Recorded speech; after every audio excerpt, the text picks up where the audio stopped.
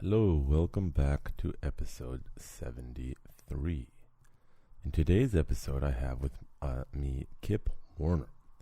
Now, Kip is part of a group called the Canadian Society for the Advancement of Science in Public Policy, and they are involved in a lawsuit against the province of British Columbia in the Supreme Court regarding the position and restrictions that the government is taking regarding the COVID, which people like Kip or myself do not agree with. And there's a lot more of us than people realize.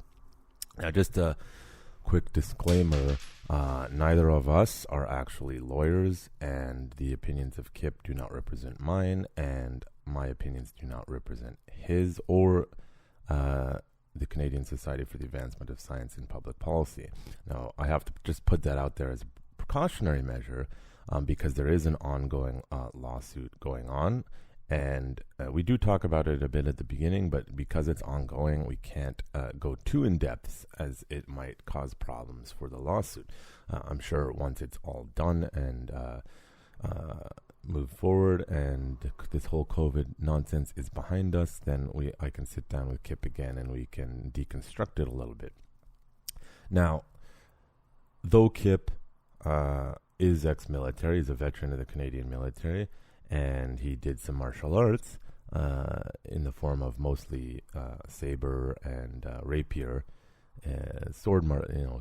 traditional sword styles of French and European descent. That's the reason I have him on. Is warriors. Den. What is a warrior? Other than the obvious that I stated already, is a warrior is someone who doesn't want to fight but will if they have to.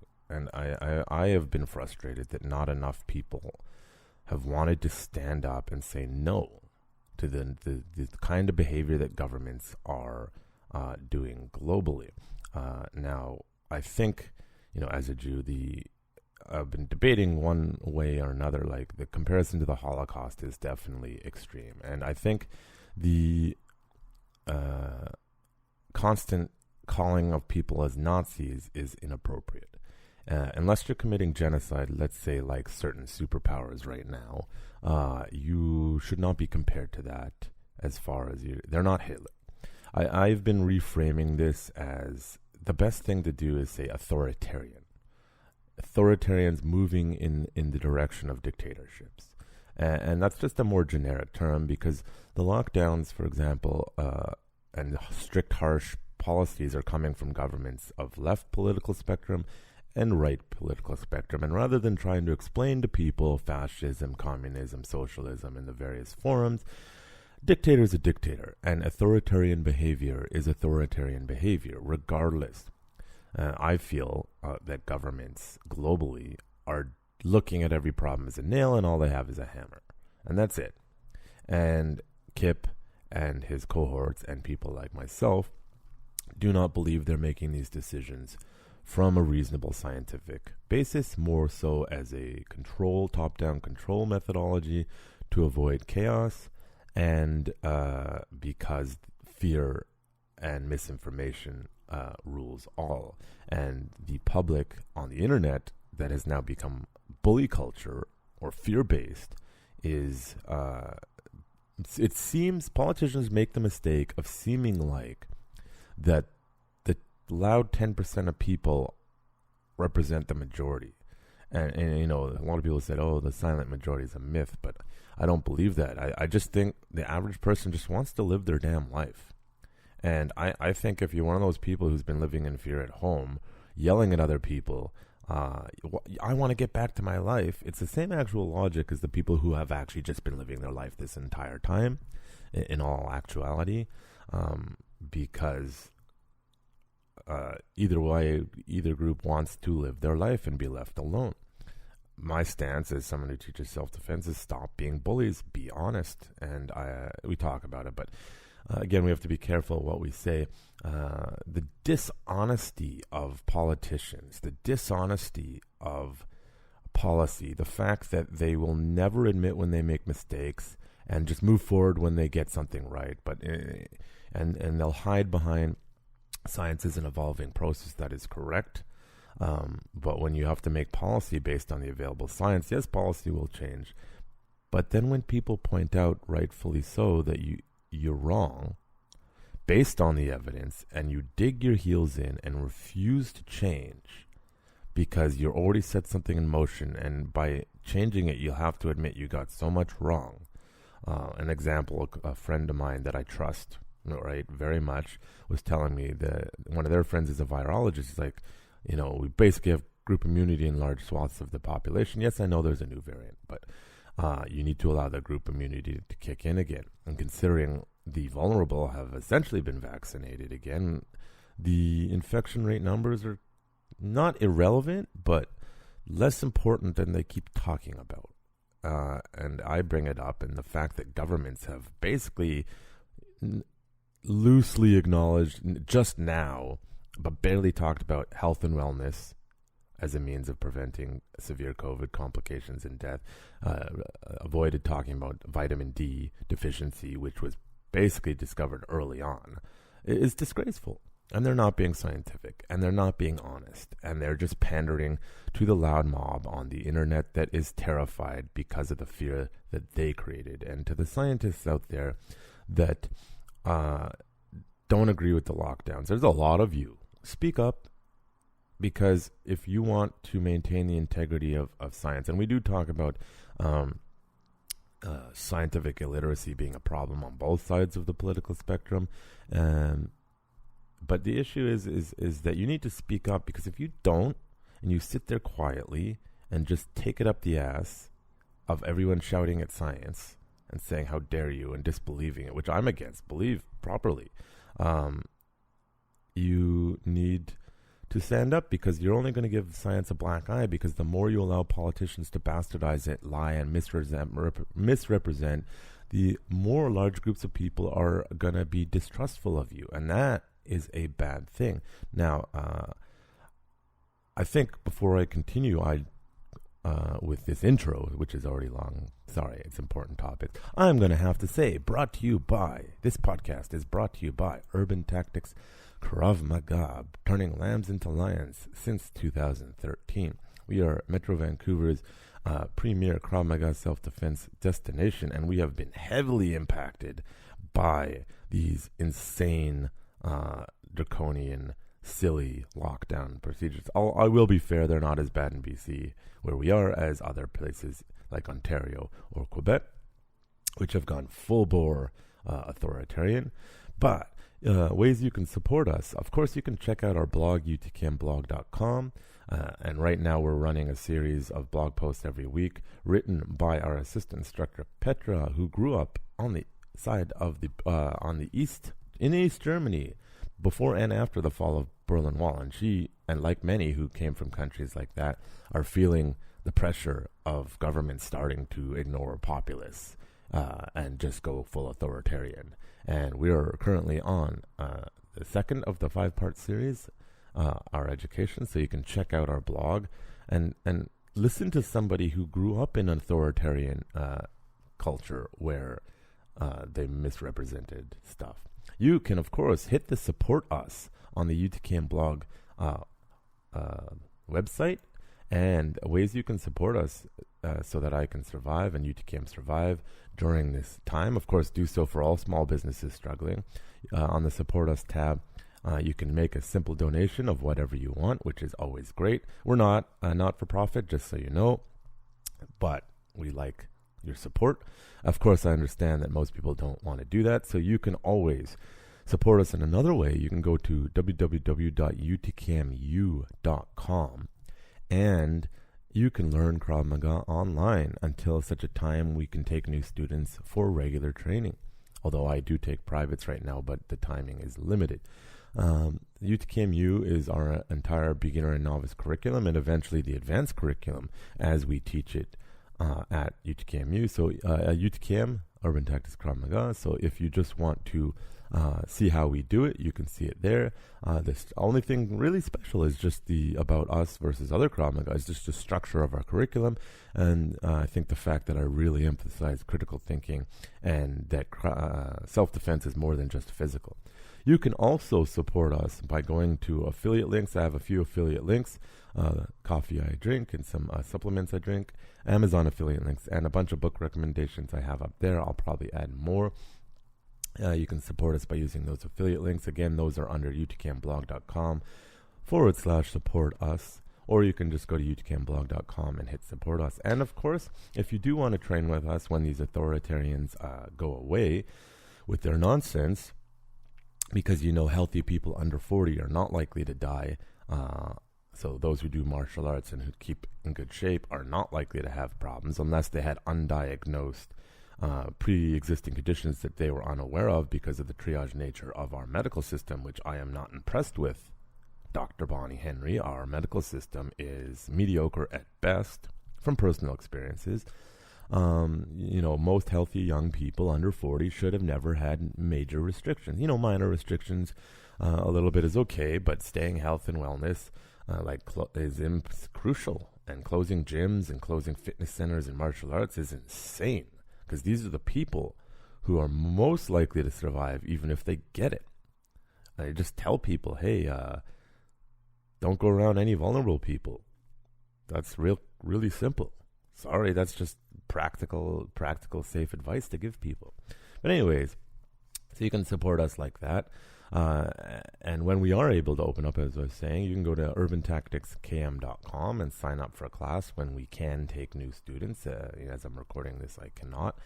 Of course, you can do private lessons. I encourage in households or cohorts so that you can practice with each other. It's a much better experience. So that was urbantacticskm.com for our regular training when, again, things are appropriately opened up. You authoritarian goons. And you can follow us on social media. Urban Tactics Kramaga on Instagram. Urban Tactics KM on Twitter, though I don't really use it anymore because, again, those authoritarian censorship of Twitter I don't really support. And do I have anything else? I feel like I'm missing one. But the main one I'm using mostly is Facebook. Oh, yeah, Facebook, Urban Tactics Kramaga on Facebook and Instagram. So check us out there. So a little back to, I want to read something from someone I mentioned to Kip was Naval Ramikant. I just want to read something he put together a little while ago. Oh, yeah, and for those who don't know, Naval Ramikant is sort of a guru to Silicon Valley, and he kind of helps people get through things. He's a brilliant human being. So he put this together. It says, "Believe in science is an oxymoron." And this is an excerpt from sort of his Twitter podcast, whatever you want to call it, he does. So Naval is welcoming Brett to the eponymous Naval podcast. The topic that we started out on was the timeless principles of wealth creation, and then we touched a little bit on internal happiness and peace and well-being. See, he's well-rounded. This is Naval. "I am first and foremost a student of science. I'm a failed physicist in the sense that I loved physics. I wanted to pursue it, but I never felt I was going to be great at it. I was more pulled into technology, which is applied science. Nevertheless, I remain a student of science, and I remain fascinated by it. All of my real heroes are scientists, because I believe science is the engine that pulls humanity forward. We're lucky to live in an age when scientific and technological progress seems not likely but inevitable. We've gotten used to the idea that life always gets better. Despite all the complaining about how productivity growth is stagnant, the reality is anyone who owns a smartphone or drives a car or even lives in a house has seen technology improve their quality of life over and over again. We take this process for granted, and it's thanks to science. To me, science is also the study of truth. What do we know about to be true? How do we know something to be true?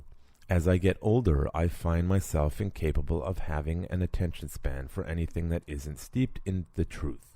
The background on this particular podcast series is that I thought I knew a lot about science, and there was a lot about science that I took for granted, such as what a scientific theory is and how scientific theories are formed.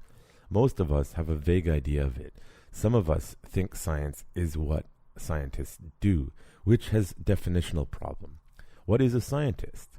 Other people think science is making falsifiable or testable predictions, and maybe that's closer to it. Sometimes people say it's scientific method. And what is scientific method? And then they start describing their junior high school chemistry experiment and lose the trail after that. Especially these days when we're told believe in science, which is an oxymoron. People respect science, but they don't understand what science is. The idea of what science is gets hijacked sometimes by well-meaning people who want to convince you of the science, and sometimes by not so well-meaning people who want to influence the way that you think, feel, and act. Again, Naval Ramikant. I thought this was brilliant because the first half is dealing with people who deny science and its help on humanity. And the second half is dealing with those who I would say belong to the cult of science. Believe in science for the sake of science. Trust me, I'm a scientist. I have a doctorate. No, you're humans, and humans. To be human is to err or make mistakes, and you have egos, and you have bills to pay, and you have people who twist your science. The media, politicians always twist the actual science. So be honest, politicians. Be honest, scientists. Simply being a scientist does not mean you are practicing good science. It really doesn't. And simply not believing in the science or not understanding the science doesn't mean it does not exist. So I think that's a good place to go again and move into the podcast. We start with the lawsuit. Again, unfortunately, because it's an active lawsuit, we could not get into it as much as I had wanted to, and Kip did let me know before we started the podcast. And then we start talking about science, energy, him being a vegan, martial arts, the military experiences. And again, my goal was to say, who is Kip? Kip is not just some crazy right-winger as some local media rags have tried to paint him as. That is not true. He's an open-minded individual who is just against authoritarian governments and blind faith in their decision-making, along with many of us. So here is episode 73 with Kip Warner. Krav Maga is not just a self-defense system. It is a way of life. Warrior's Den is a podcast for Kravists, fighters, martial artists, warriors, politicians, and general citizens. Consider this. The society that separates scholars from its warriors will have its thinking done by cowards and its fighting done by fools. Lucidity. Your host, Jonathan Fader, talks to guests in an open and uncensored format about their fights, their philosophies, and their lives. No topic is taboo, and the conversation may start in one place and end in another. As the quote suggests, you cannot separate the warrior from the politics and the world around them, as a true warrior must be a student in all forms of art and science.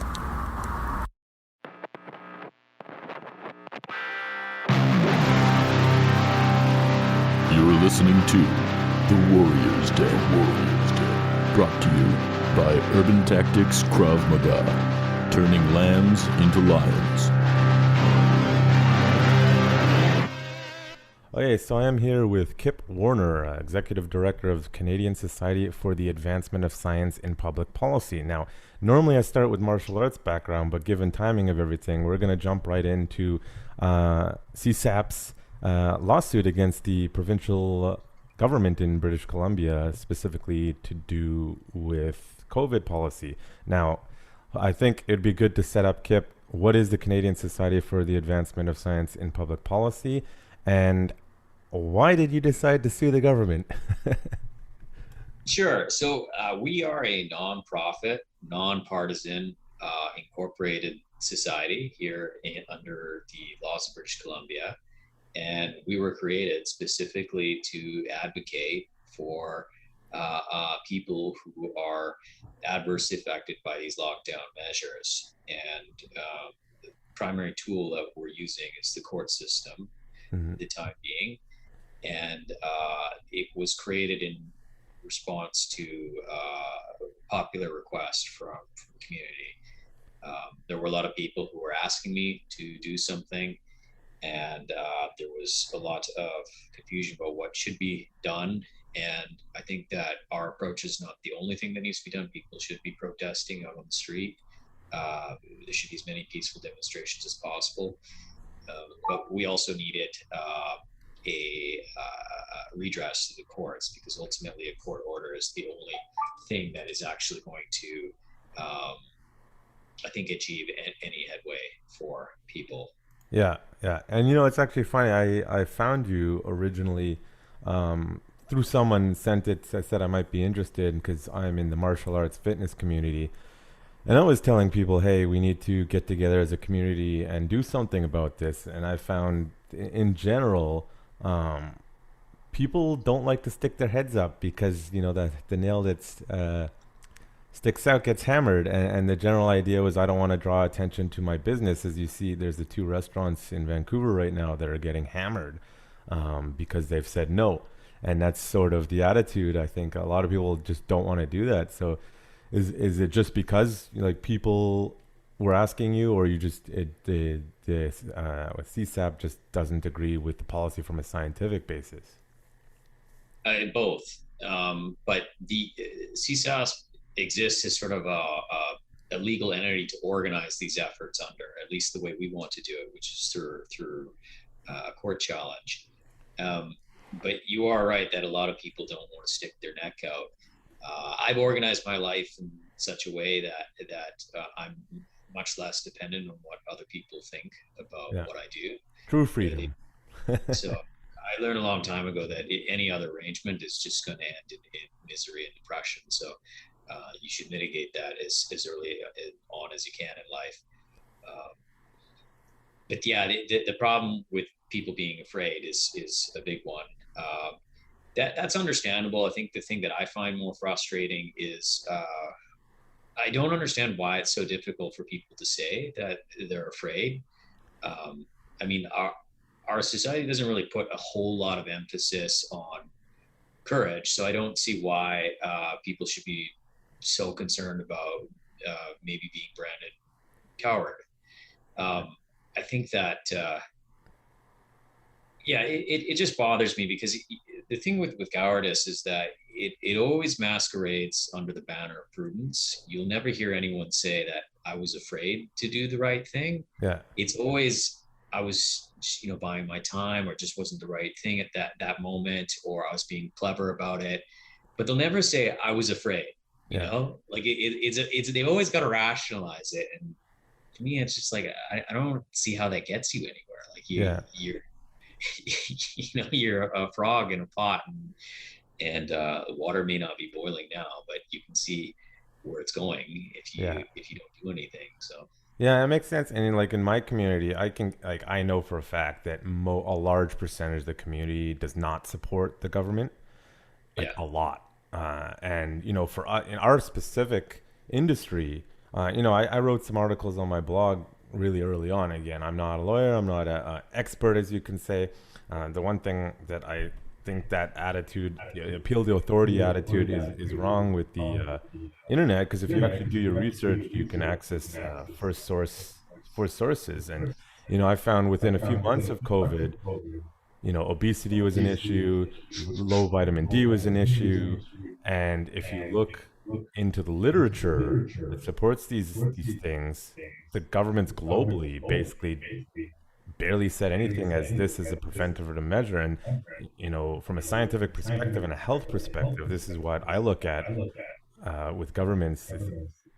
Whether they're intentionally lying or not, I don't think they're being genuine, and they are pushing fear rather than honesty. On the science aspect of their claims. it's an effective tool of administering the public. Anyone who studied even a little bit of history knows that people ordinarily will not be willing to make certain concessions unless they feel that there's an emergency. So, as a general rule of thumb, when you're on the ferry going over to the island, nobody races for the life jackets and jumps overboard. Yeah, Unless you told them that there was a fire and the ship was sinking or something, then people might feel more inclined to do that. But otherwise, unless there is some basis for fear, real or merely perceived, people will not, as a general rule, be willing to make certain concessions. So that's why it's so imperative that people are made afraid. And it's the same recipe that's been used in many different countries around the world throughout history. Yeah. Yeah. Actually right now I'm releasing well I didn't write it. One of my students wrote it. She actually grew up in East Germany before the fall of the Berlin Wall and after, and she's starting to feel like a lot of people who grew up in communist, socialist, or authoritarian. I've actually stopped using communist. I should say authoritarian countries. It's a better blanket term, I think. And she and many others like her are starting to feel in North America and westernized countries that the government strategies are mirroring that of historically authoritarian countries, and it's starting to worry a lot of people. And unfortunately, as you know, you get labeled a conspiracy theorist if you start pointing out the similarities in this behavior. What do you think of that? Yeah, I don't think it's necessary that they all need to be reading from the same playbook, but Yeah. there's certain patterns certainly in history, and you can see that different political administrations will do the similar things because they achieve the same ends that they all desire, which can often be the longevity of their administrations Yeah. and uh, prolonging their power as well, right? Increasing from what they would normally have. And that's one of the things that emergency does is it enables extraordinary executive powers that it would otherwise not have had. Yeah, and I guess that's the question: is executive powers for the purpose of emergency? Like, what's the limit? And I think when I was telling people the importance of such a lawsuit is to set precedents to establish what governments can and cannot do and what justifications they need to enact such restrictions. And most people just look at you and they're just like, I don't understand any of that. I just want my business to function. And we're on a slippery slope, I think, that governments are just taking inch and then another inch and then another inch with no regard for the other half of the country or the other half of the voters that's saying, no, I don't agree with that. Um, and I think it's really important that you have these lawsuits and people willing to stand up and say no, whether or not, it goes the way you want it to, which we'll see, because it is an act of Yeah, for will. sure. I mean, ours is a bit different than the others here in BC in that ours is a class action. So as Yeah. far as I know, ours is the only class action in BC that deals with these measures. Um, and more importantly, like our strategy is very different. So without getting too much into that, one thing that's a matter of public record is our filed pleadings, and people can see what we're claiming. Um, some of the other challenges that we've seen by other special interest groups, whether it's religious institutions or pubs or people who feel that they haven't received compensation from their insurers or whatever, that all of these different challenges all presuppose the same fundamental premise, which is that there is an emergency. So, for instance, the churches, they brought a challenge here to the JCCF, and I support their work. I have a good working relationship with them. But I did recommend early on to their lawyers that their strategy, I suspected, was unlikely to succeed. Yeah. And what they were doing and others were doing, it's not just them, was basically the argument reduced down to we go to church, we spread out, we wash our hands, we're not making things worse, so just let us go about our lives. And the problem with that is that even if you succeed in convincing a judge of that, you're still leaving your adversary with the emergency card. And so, okay, so maybe you get to go to church, but then you're screwed over in every other aspect of your life because they still have the emergency card. And so what you need to do is you need to pull the rug out from under them and ensure that there was never an emergency to begin with. You have to engage the premise, which is what I've been saying since the beginning. Because if you don't engage the premise and you presuppose that there is an emergency, whether explicitly or implicitly, just by not challenging it, you end up in these pointless academic discussions about among lawyers and the court about whether the state really has these extraordinary executive powers. What are the limitations of it? And the punchline is that most likely they do. They do have these extraordinary powers, provided there's an emergency. If there's not an emergency, then the question of how far those powers should extend becomes moot. So that's why I picked early on in contemplating litigation strategy that you had to engage the premise. It wasn't an emergency. So how do you do that? Well, how do we know there's an emergency? Well, because there's a pandemic. How do we know there's a pandemic? Well, because there's so many cases. How do we know there's so many cases? Because there's been so many PCR tests with positive test results. Okay, that's the problem right there. We know that that's not a reliable tool. I think all of your listeners know by now about the inventor's disposition to that tool. So that right there, you don't need to deal with anything else. You don't. We know the Crown has extraordinary executive powers. I mean, the British Empire was built on that ability. So that was our strategy, and thus far, it seems to be gaining a lot of traction. More and more people are coming out. I think the problem was that a lot of other lawyers were concerned that was extremist or something. They didn't really want to rock the boat. But that's not their responsibility to avoid rocking the boat. They're supposed to advocate for their client. They're not supposed to be advocating for themselves. Unfortunately, that's usually what lawyers do. Is they're not really there to represent the client. They're there to represent themselves.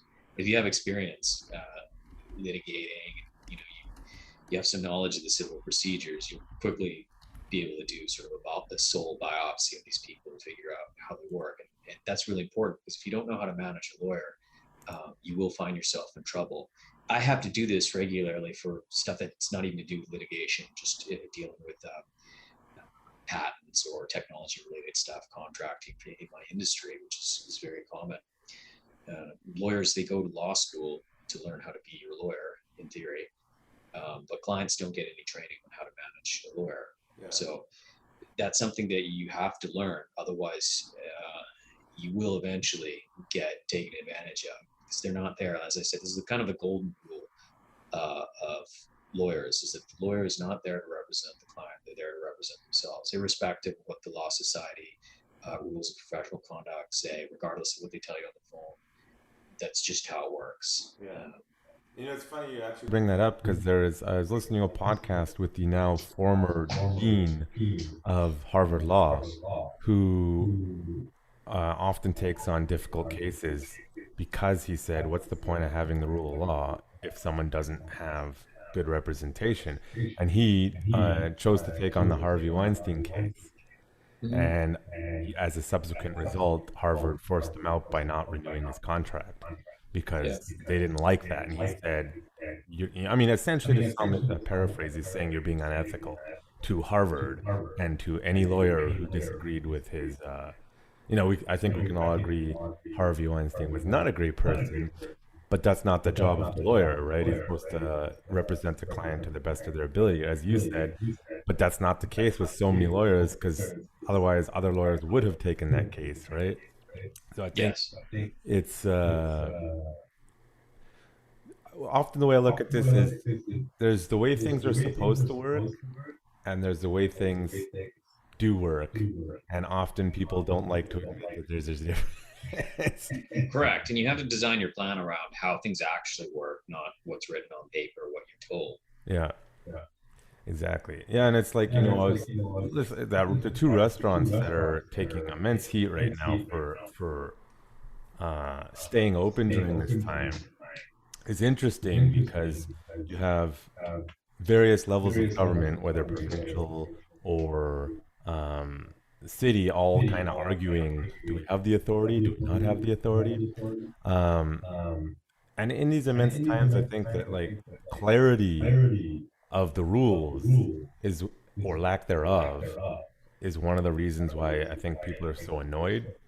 Because when some people saying, how dare you stay open, you have the authority to close them, and then you have other people trying to play the gray, saying, well, we don't really know, because in the end of the day, at all levels of government, and then the private, to be fair, nobody wants to take responsibility. No, don't want to just do. And so I think that if we're going to enjoy any success at all in the court system, you have to frame the question properly, which is not whether the state has the authority to do the things it's doing, but whether it had a basis to exercise that authority. Yeah. Because they have the authority. Yeah. They definitely have the authority. We're seeing that now, right? And if you can establish that there was never an emergency to begin with, then all the other discussions become moot. Yeah, which is completely understandable. Minimum energy trajectory. Yeah, of course. Now, I mean, without saying too much, it's hard because by the definition of a pandemic, this is a pandemic. So the question would then be, what kind of pandemic defines an emergency?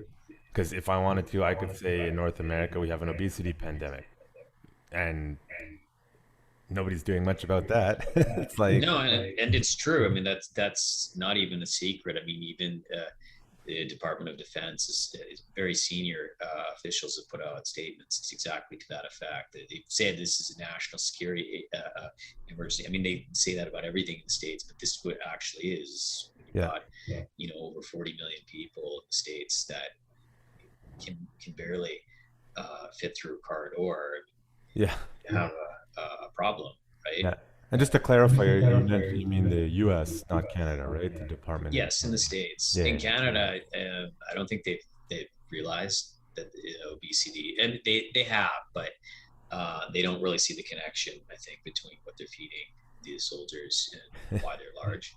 Well, it's funny you mentioned that because when I was in the IDF on the counterterrorism base, they had Marines and other U.S. soldiers cycling through, and what we ate and what they ate was very different. They got so much food, so much protein compared to what we were eating that they were paying for it. That was the Israelis. Well, they pay more money, but it's like, geez, I thought the stereotype of like the big dumb Marine was just that, a stereotype. Now they're not dumb, but they were all giant. It's pretty funny. Yeah, no, I remember when I went through basic. In Canadian military, just to clarify. Canadian military, yeah. My first course with the Army, I remember it was known that I was vegan, and we had field rations that were issued.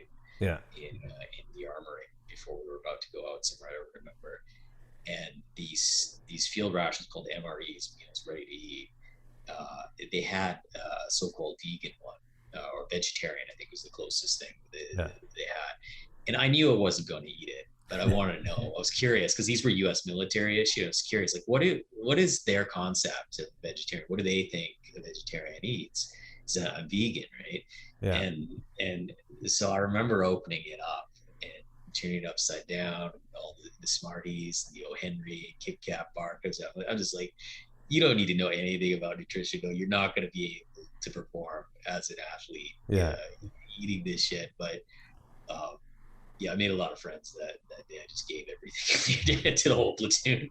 Yeah, and you in the Canadian military, you were second lieutenant before you left the military. Yeah, I was a second lieutenant, junior officer. Yeah. Now it's actually because I can go all over the place with this. Now let's talk vegan for a second. Now, is there a particular reason you are a vegan? I just read a lot about it. It was maybe like 10, 15 years ago. Whenever it was, just after I got out of university, I started reading about it. And at the time, like, it wasn't hip. Where I live here in Kitsilano, everyone is vegan, right? You go anywhere, it's vegan food. It's fashionable. But when I started, it wasn't. Like, Madonna was drinking GT kombucha, and it wasn't this big thing where all the celebrities were doing it or opening up vegan restaurants. I mean, Moby's probably was doing it that far back, but for the most part, most people weren't. Where I was living at the time in White Rock, which was a retirement community, and was commuting every day to campus, UBC, downtown. There was nothing that the closest I could find to people to relate to that diet was just through books in the library. And so I just went and I read all of them. And it's like, this makes a lot of sense. Yeah. Yeah. And it hasn't affected your performance, like compared to prior or anything. No, I mean, I used to compete in military. I remember we did our whole brigade had a competition for physical fitness, and I think they had it divided up into three different categories of ranks. There was the enlisted men, there was non-commissioned officers, and then there was the officers. I think I was the fittest officer. But to be fair, it wasn't really much of a competition because I think most of them chose not even to participate. It just, they're fat or they had some excuse like they want to carry the clipboard or something like that. There was one other guy actually I remember, it was a second lieutenant who participated. This guy just, like he couldn't do any push-ups. Like now his body was just so feeble, right? Yeah. And then every night after parade, they just go and drink like camels. Yeah, yeah, that's typical. Typical Western Army. They don't actually drink in the Israeli one. It's just dry bases everywhere. It's a totally different experience. I mean, one of the guys actually who I served with when I went through my officer qualification, he was ex-IDF, Yeah. and he was telling us like we don't waste any time at all in IDF on like in the British system, which is what the Canadian system is. There's a lot of emphasis placed on drill, Yep. ceremony, marching, saluting on the march. They don't waste any time with that. The idea, Barely like, any. you Yeah. almost never see any videos of them doing parades. Like they might have like an honor guard or something like that, specific units that specialize in that for when there's foreign dignitaries there, but it's not something that a regular infantry regiment spends a lot of time on, right? Yeah, for sure. I do want to come back to. I just because the vegan thing interests me. Like when someone's vegan goes into the military, and you said it just felt right. Is it like just from a scientific perspective, or is it just you feel better, or is it? Well, when I went vegan, when I was, I guess, it was 24, 25, I went for what I thought was scientific reasons. So I read a lot and it made sense. And then when I moved into Vancouver, I met all of these crazy, fascinating people that I didn't know existed, who were what they called ethical vegans. So I guess up until that point in time, I was a dietary vegan. I adopted the lifestyle because it seemed to make sense. But then I met all these animal rights activists and environmentalists and so on, and I listened to them as, what they're saying makes sense. And so you kind of had these two different categories of vegans. You had the dietary vegans, and then you have the ethical vegans, and then there's kind of a third category here where I live in Kitzland, sort of the vanity vegans, which is they just want to look thin and beautiful forever. Yeah, pretty much, right. I always ask people like, why are you vegan? Because I know a lot of them are doing it because it's trendy, and not for any other reason. Now, speaking for myself, I can't. Like I've tested around, and if I don't have animal protein, it would too much. Like I fall apart. And with whether vegan's right for people, I always bring up like the genetic aspect. Same for a lot of things. People never want to talk about that.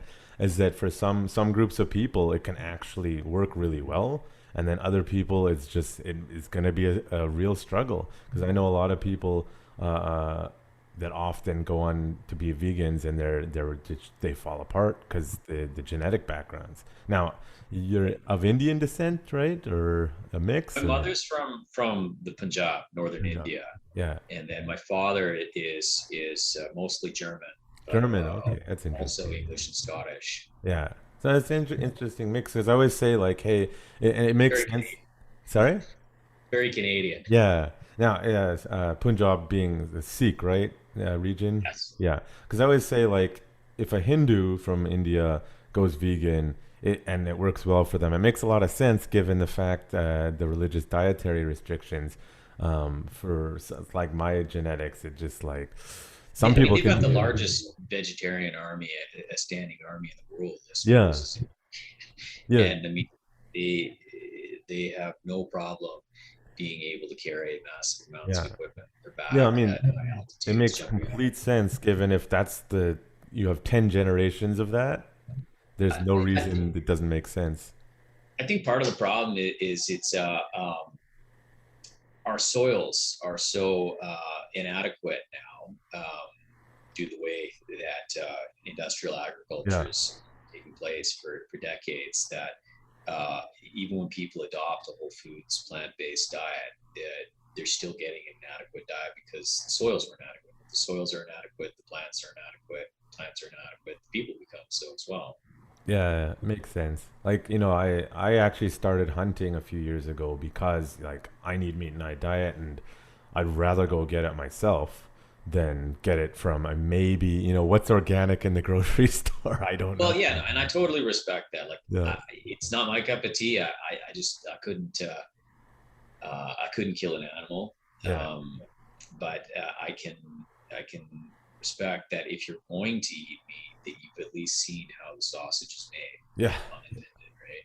Yeah, and it's not what people think. I grew up my parents don't do that. They're very city, and I I know. grew up hunting with my dad, Oh not yeah? very frequently, but we Yeah. hunted pheasants and you got them right in front of me, and Yeah.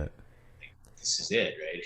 Yeah. Well, that makes sense. Like, because I didn't grow up with it. The first time I went and did that, it's like, oh, okay, like, yeah, and it is like a visceral experience. And then you're like, okay, well, I would rather do this again, as I said, because like I'm against commercial factory farming. It's disgusting, and I think any argument to promote them is terrible. And yet you get a lot of these lobbyists and politicians support, like they refuse to back down. Like I know in Canada, as they always sell the farming industry as, oh, it's family owned. It's like, you mean a couple families own giant corporations now that own Exactly. everything. Just like the mafia is family owned, the banks were all Yeah. family owned. J.P. Morgan, that in itself is not really a good criteria. But yeah, I mean, the largest lobby here in Canada is not actually the energy sector or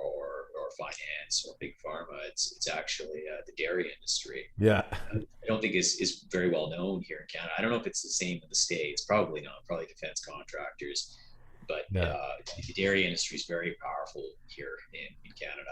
Yeah, well, Maxime Bernier, when before he split from the Conservative Party, he was pushing that hard, and like that's probably why he got slandered so much. Like what he did later with his political party was like, you didn't pull that off very well, dude. But like he really tried to bring that to the forefront, and you just saw the amount of visceral hate and slander against him just across the board because he's going after the big lobbyists in Canada. Yeah, for sure. I mean, it's always, especially when you're dependent on them for funding for your campaign.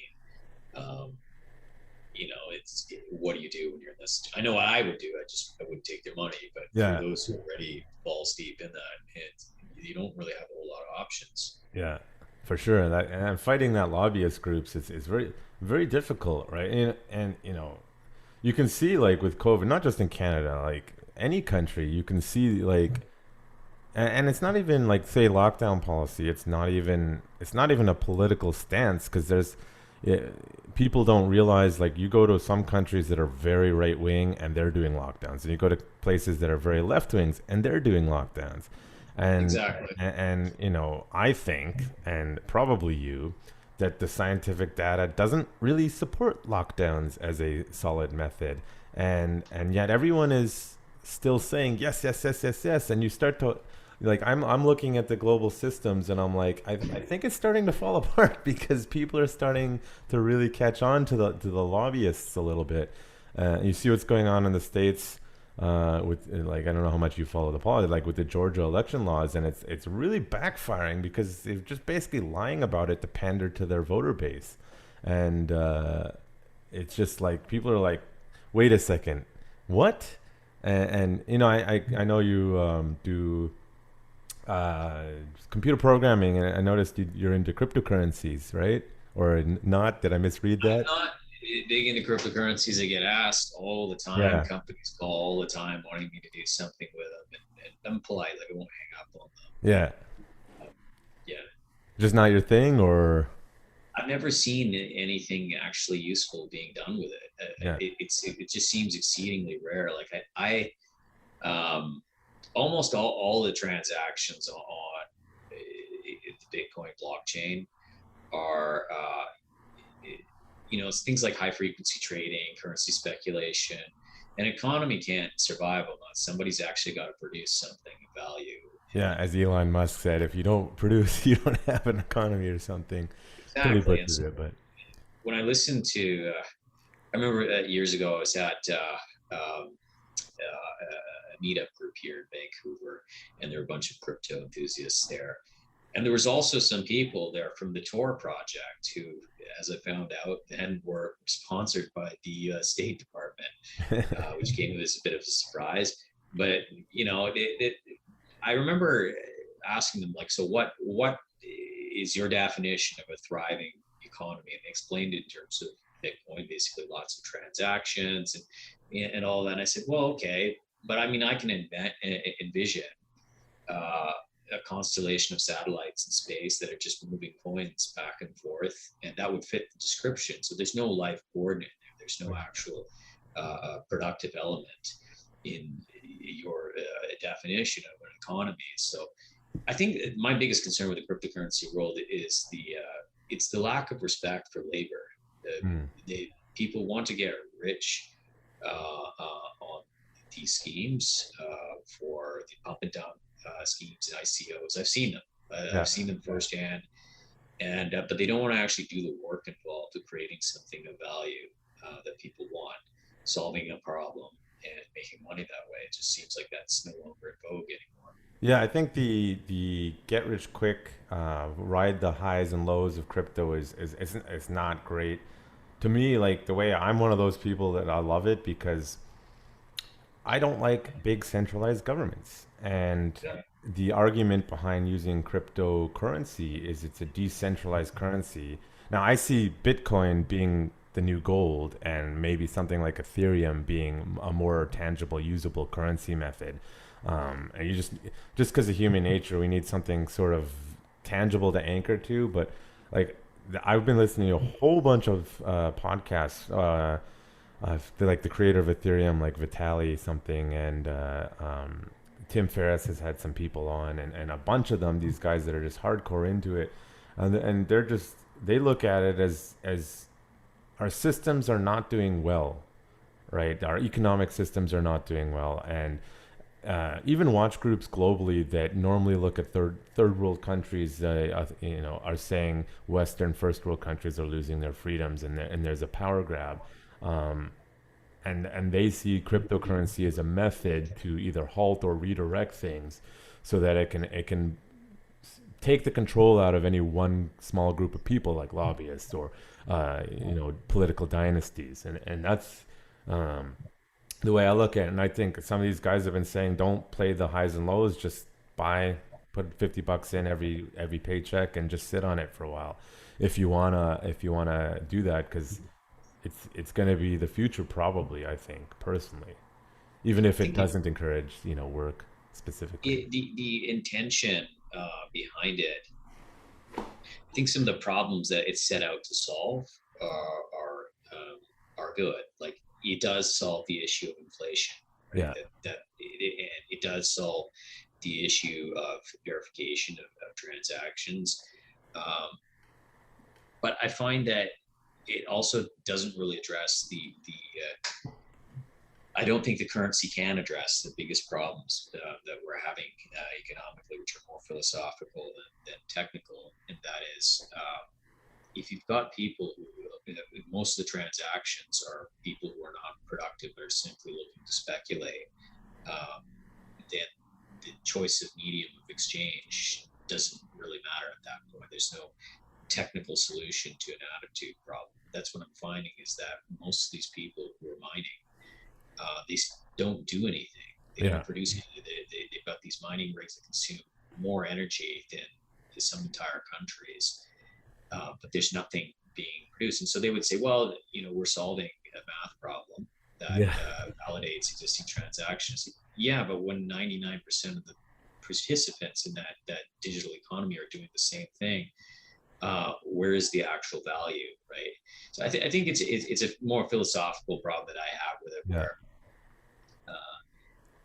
like I think another thing that these people don't understand is that money isn't wealth. Money is a claim on wealth. I go by Carol Quigley's definition in Tragedy and Hope, where he made that distinction clear many times, where money isn't actually the wealth. It's the claim on wealth. In other words, it allows you to have a stake in the things out in the world that you want, whether it's a home or food or land, or whatever it happens to be, a book, a piece of artwork, music. That's wealth. Those are the act, and people who create those things are creating wealth. Yeah. And but if you see money as wealth, it's something you're going to miss out on all the really interesting, fun things that are happening. Yeah. Well, it's interesting. Like, and what was it? I forgot who. I can't keep track of all the podcasts I listen to, but someone was actually discussing the history of the Bitcoin split. There was the small blockchain guys versus the big, and it sounded like the big blockchain guys. Again, I'm not technically knowledgeable about this, but it sounds like the big blockchain guys were the ones who wanted to get rich quick, and the small blockchain, the Bitcoin, stayed the small because they really want it to be what they set it out to be, which was a standardized, inflation-proof, unscrewable. Like, governments can't mess with it too much. It'll have the value that people give it, right? Which is really, buy sell as a basic fundamental of an economic platform, right? If people want it, it'll be valuable. If people don't want it, it won't be valuable. And just to operate like that, right? So I think, from that ethical perspective, I think at least it looks like that the more ethical people won out a little bit. But we'll see what happens. All of these different systems, in my view, none of them really work in the long run. Like a fiat currency obviously has its own inherent problems, especially when it's issued by a central bank, or the political apparatus controls the levers and knobs. That's a big problem, especially when the state can create massive amounts of printing money, which devalues the value of the money of existing money supplies. That's a problem. Some people say gold is the solution. I'm skeptical even of that. I think it definitely has its advantages that it's not issued by a central bank, and you can hide it.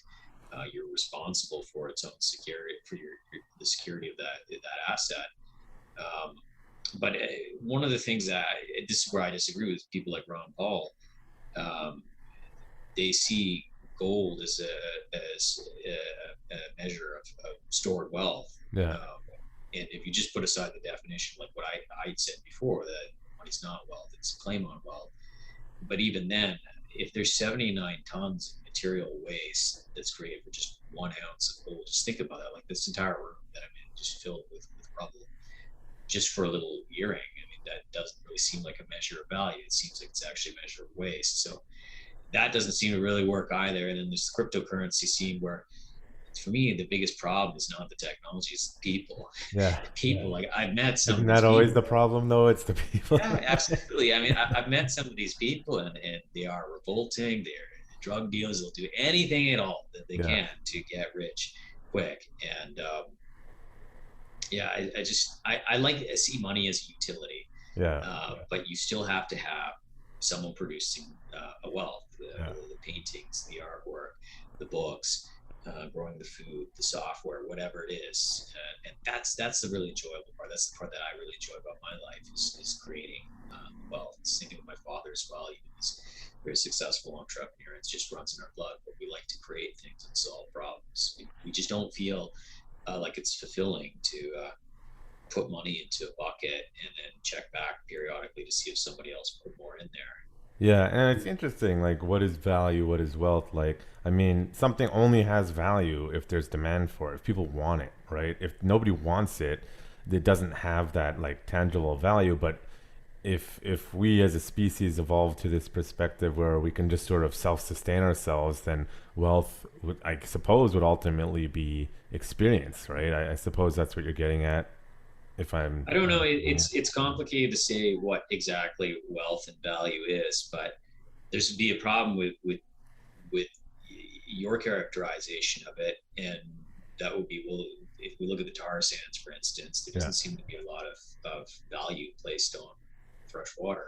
And if no one valued fresh water, it wouldn't change the fact that biologically you're required required to have it in order for your cells to function. So there's probably, if it was like a Venn diagram, there'd probably be all the things that people value. Some of those things are non-negotiable, and then there's other things that are shaped by culture and social values and so on, and there will be some things that overlap. But things that people value might not always actually be valuable. Things that are valuable might not always be valued. Yeah. So well, it sounds like you're taking you're being subtle-ish, but it's a very environmental approach, right? Not really. Well, I would say that I'm aware of our interaction with our planet, and it is finite. But politically, like the way I grew up, was my mother's very left-leaning. She was engaged in the labor movement. Sorry, the which movement? The labor movement, environmental causes, things of that sort. She's a feminist, devout feminist. And then my father, he's very right-wing. Milton Friedman, John Birch, those are all among his influences, and they both, give me their books of like Castro the Revolutionary or Castro the asshole or whatever. Right? And so I grew up seeing the whole political spectrum, and my position politically is I don't really align with a particular tribe for all issues, but for specific issues, I come to my own conclusion, and I'm of the view that we are destroying our planet.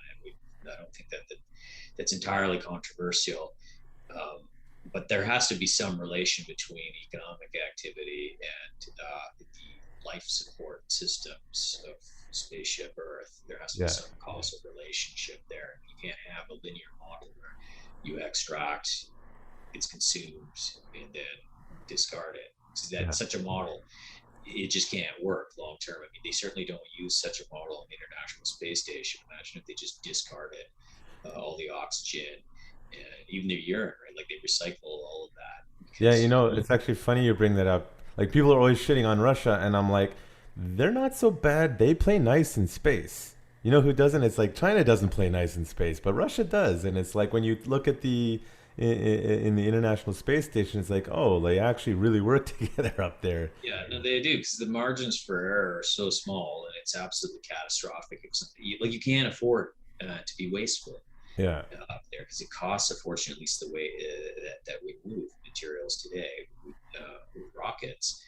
The fuel costs it's enormously expensive to move even like 1 gram of mass up to the International Space Station. So the way they live on there's certainly lessons for how we live on our planet, and the reason why we don't always connect the two is because the margins for error on our planet are much larger. If you screw up, say, an aquifer or the soils, it might take you 30, 40 years of latency before those effects catch up with you. Whereas the International Space Station, if you run out of oxygen, you're going to have a problem really soon. Yeah, no, it makes sense. Now, I always bring this up when the topic of this comes up. I understand why this comes back to that fear thing. And I generally believe that the average person is not very scientific literate. Is that if we want to fix the environment fast, oil is not going to go away outright, but as a primary energy source, why are we not using nuclear energy? And nobody wants to talk about it publicly, and it drives me nuts. I mean, I don't know what you know about modern nuclear design of reactors.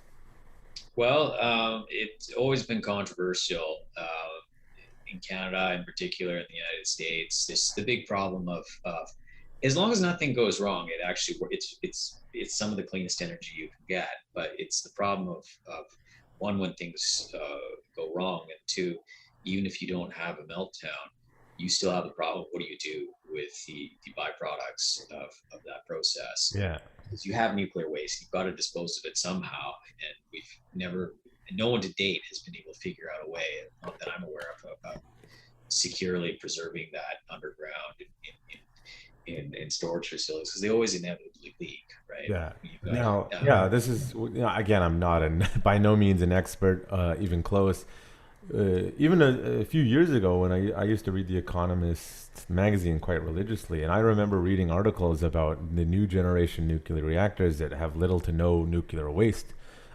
Everyone's favorite billionaire, Bill Gates, spent a small fortune trying to develop these newer generation reactors, where they're basically self-sustaining, and like the if we look at the three major meltdowns of older nuclear plants, like they're either Gen 1 like Chernobyl or Gen 2 like Fukushima, and everyone forgets 3 Mile Island, because guess what? They contain that one. And if you really look into Fukushima, that should never have happened. It was human error of not fixing. No, it's going to be fine. But I always look at, when I talk to people who really know this stuff, they're like, yeah, nuclear energy. And I'm just like, is it just they don't want to inform the public, or they just want, I don't understand, because as my knowledge, the technology has evolved quite drastically, and they just don't want to build the new reactors in most places. It is, but I think you have to consider that like take Fukushima for instance. It's actually really I think a appropriate example. What does a nuclear reactor do? Well, if you look at nuclear fission reaction, all it does is it boils water. That's all it is. Yeah. It boils water, and because the heat from the reaction, and that's captured, it's transferred into a fluid medium. It boils, it evolves gas, and the gas drives a turbine, and the turbine drives a generator, and that generator produces electric current, goes through a transformer, and all that. You put it to work with whatever it is that you're using, a cell phone, computer. So really what we're talking about when we're talking about nuclear energy is we're talking about boiling water. And in a place like Japan, which is a highly, could be a very highly productive place in terms of geothermal energy. Yeah. There's no danger of a meltdown with those things. They're always having earthquakes for that reason. It's such a routine thing. It's like rain in Vancouver. It's like when people don't even get up out of their cubicles when there's an earthquake there. It's just such a common thing. You're talking about geothermal energy. Yeah. Yeah. The geothermal energy, it's not an exotic technology. It's been around since, like the Romans were using. They've been around for a very long time. The very first micro geothermal energy plant, I believe, was in Italy. Canada to date still doesn't have a national geothermal energy program. I think we're actually the only country on the Pacific Ring of Fire that doesn't. Yeah. We've got literally billions of joules of energy right underneath us. It's boiling water. It's clean. You can cycle the vapor back underground to reduce the effects it would have on the atmosphere in dispersing that gas. No byproducts, really. I mean, the liquid that you're taking out of the earth can contain all kinds of contaminants, heavy metals, and so on. But you just cycle that back into the earth. You extract the heat, and you cycle it back down. So there's countries in the world that are doing this, like in Iceland and Ireland and so on. It's not an exotic technology. I mean, we're talking about a gas turbine. There's nothing novel about that. But you don't even see that people. It's not even a controversial technology. It's just not talked about. Yeah. We're not talking about something that involves a 0-point energy or something more controversial. This is just boiling water underground. Right? Yeah, I mean, all energy needs. Where my aunt and uncle used to live, the neighbor at one point was building a house right next to them, and they were putting geothermal energy it's in some degree into the house, just drilling down, right? And this is the thing, is like, I was reading something a long time ago about, if we really wanted to, we could go switch the entire power grid over to more renewable or environmental friendly energy. I'm talking about the power grid. Like, obviously we still need oil for some other things, but we could probably do it in 10 to 15 years. And it's just like, why aren't people doing Yeah, I mean, like, the technology, the infrastructure, and the people with the expertise to do this, where we'll find them is in the tar sands. So, I mean, there's been a huge controversy for years about, like, we know it's dirty, what they're doing. We know it's destroying the planet, but we also know that we're all dependent on that energy. And so you can't just have all of these people lose their jobs. They obviously need the same economic security as everybody else. So what do you do with them? And I think the answer is geothermal energy, because the drilling infrastructure, the skills, the geologists, all of those people, those skills are still useful. They're portable to a new paradigm, a new energy paradigm. And it's lucrative. You don't run out of this energy underground, because it's powered by basically the Earth's core, a radioactive material underground. So in that sense, there's a nuclear element to it, but it's a natural one. And you can build these anywhere here on the Pacific Ring of Fire.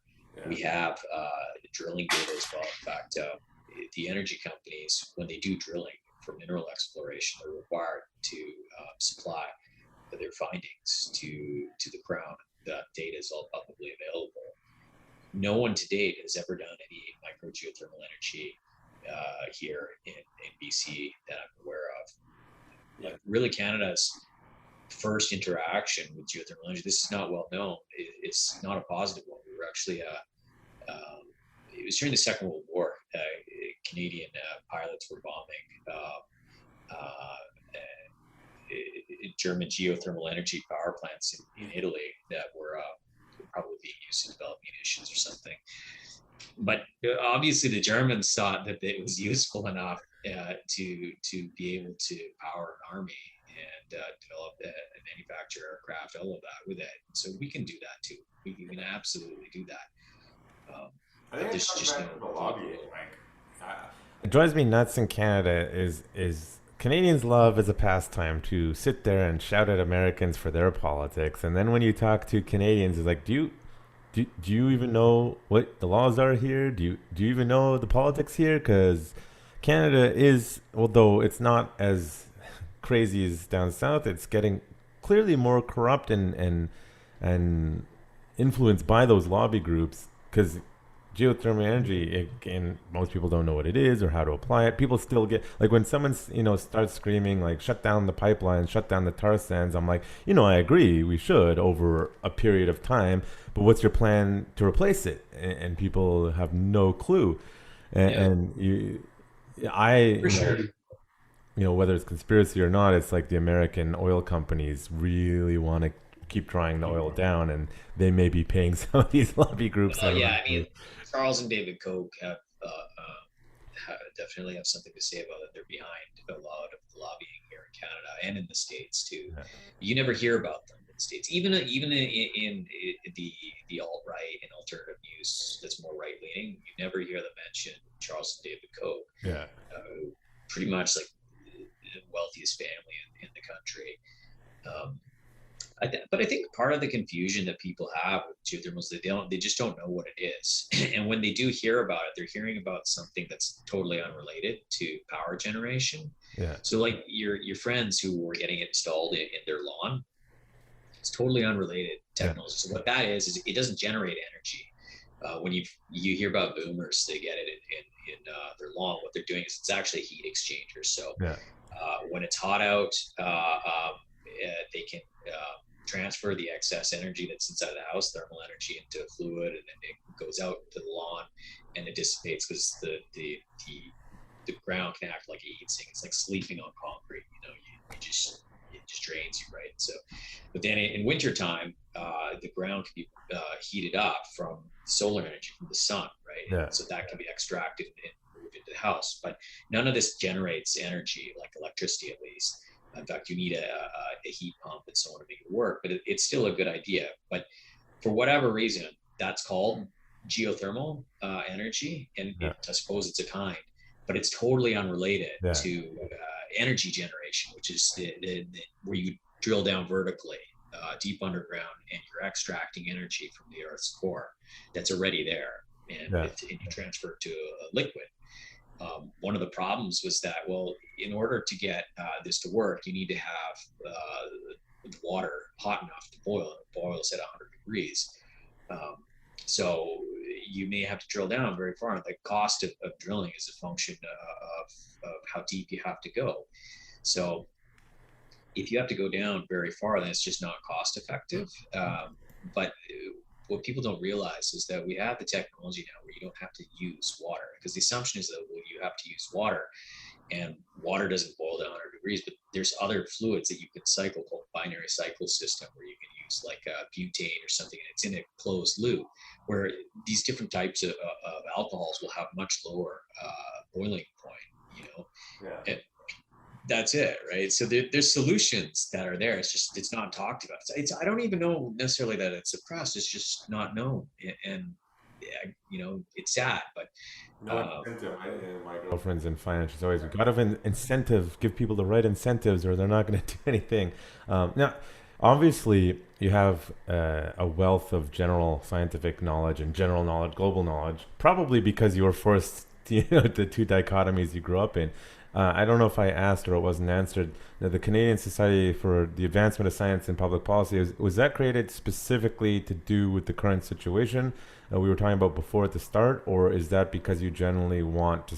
Is there like a greater goal of it? You know, the long-term future of it, I don't know. But the work on our plate right now is enough that contemplating anything beyond that this time is a bit difficult. Makes sense. The work that people want us to do is dealing with the lockdown. So that's what we're focused on now. Yeah, because now, what is your actual area of expertise specifically, as far as you studied, would be traditionally thought as your area of expertise? So my formal background is in artificial intelligence. Yeah. And I studied at UBC. Lex Friedman style. What's that? Lex Friedman style. You know, I mean, there wasn't very many people that were in our graduating class. I mean, UBC is kind of, when I was there, is, you know, it's kind of a depressing environment. It's very cutthroat, competitive. Computer science is like that now. Everybody wants to get in, but nobody does. Yeah. A good friend of mine, who was actually one of my professors when I was there, we were talking about this not too long ago, that nobody gets in anymore. Yeah. Just because they can't, or because it's no interest?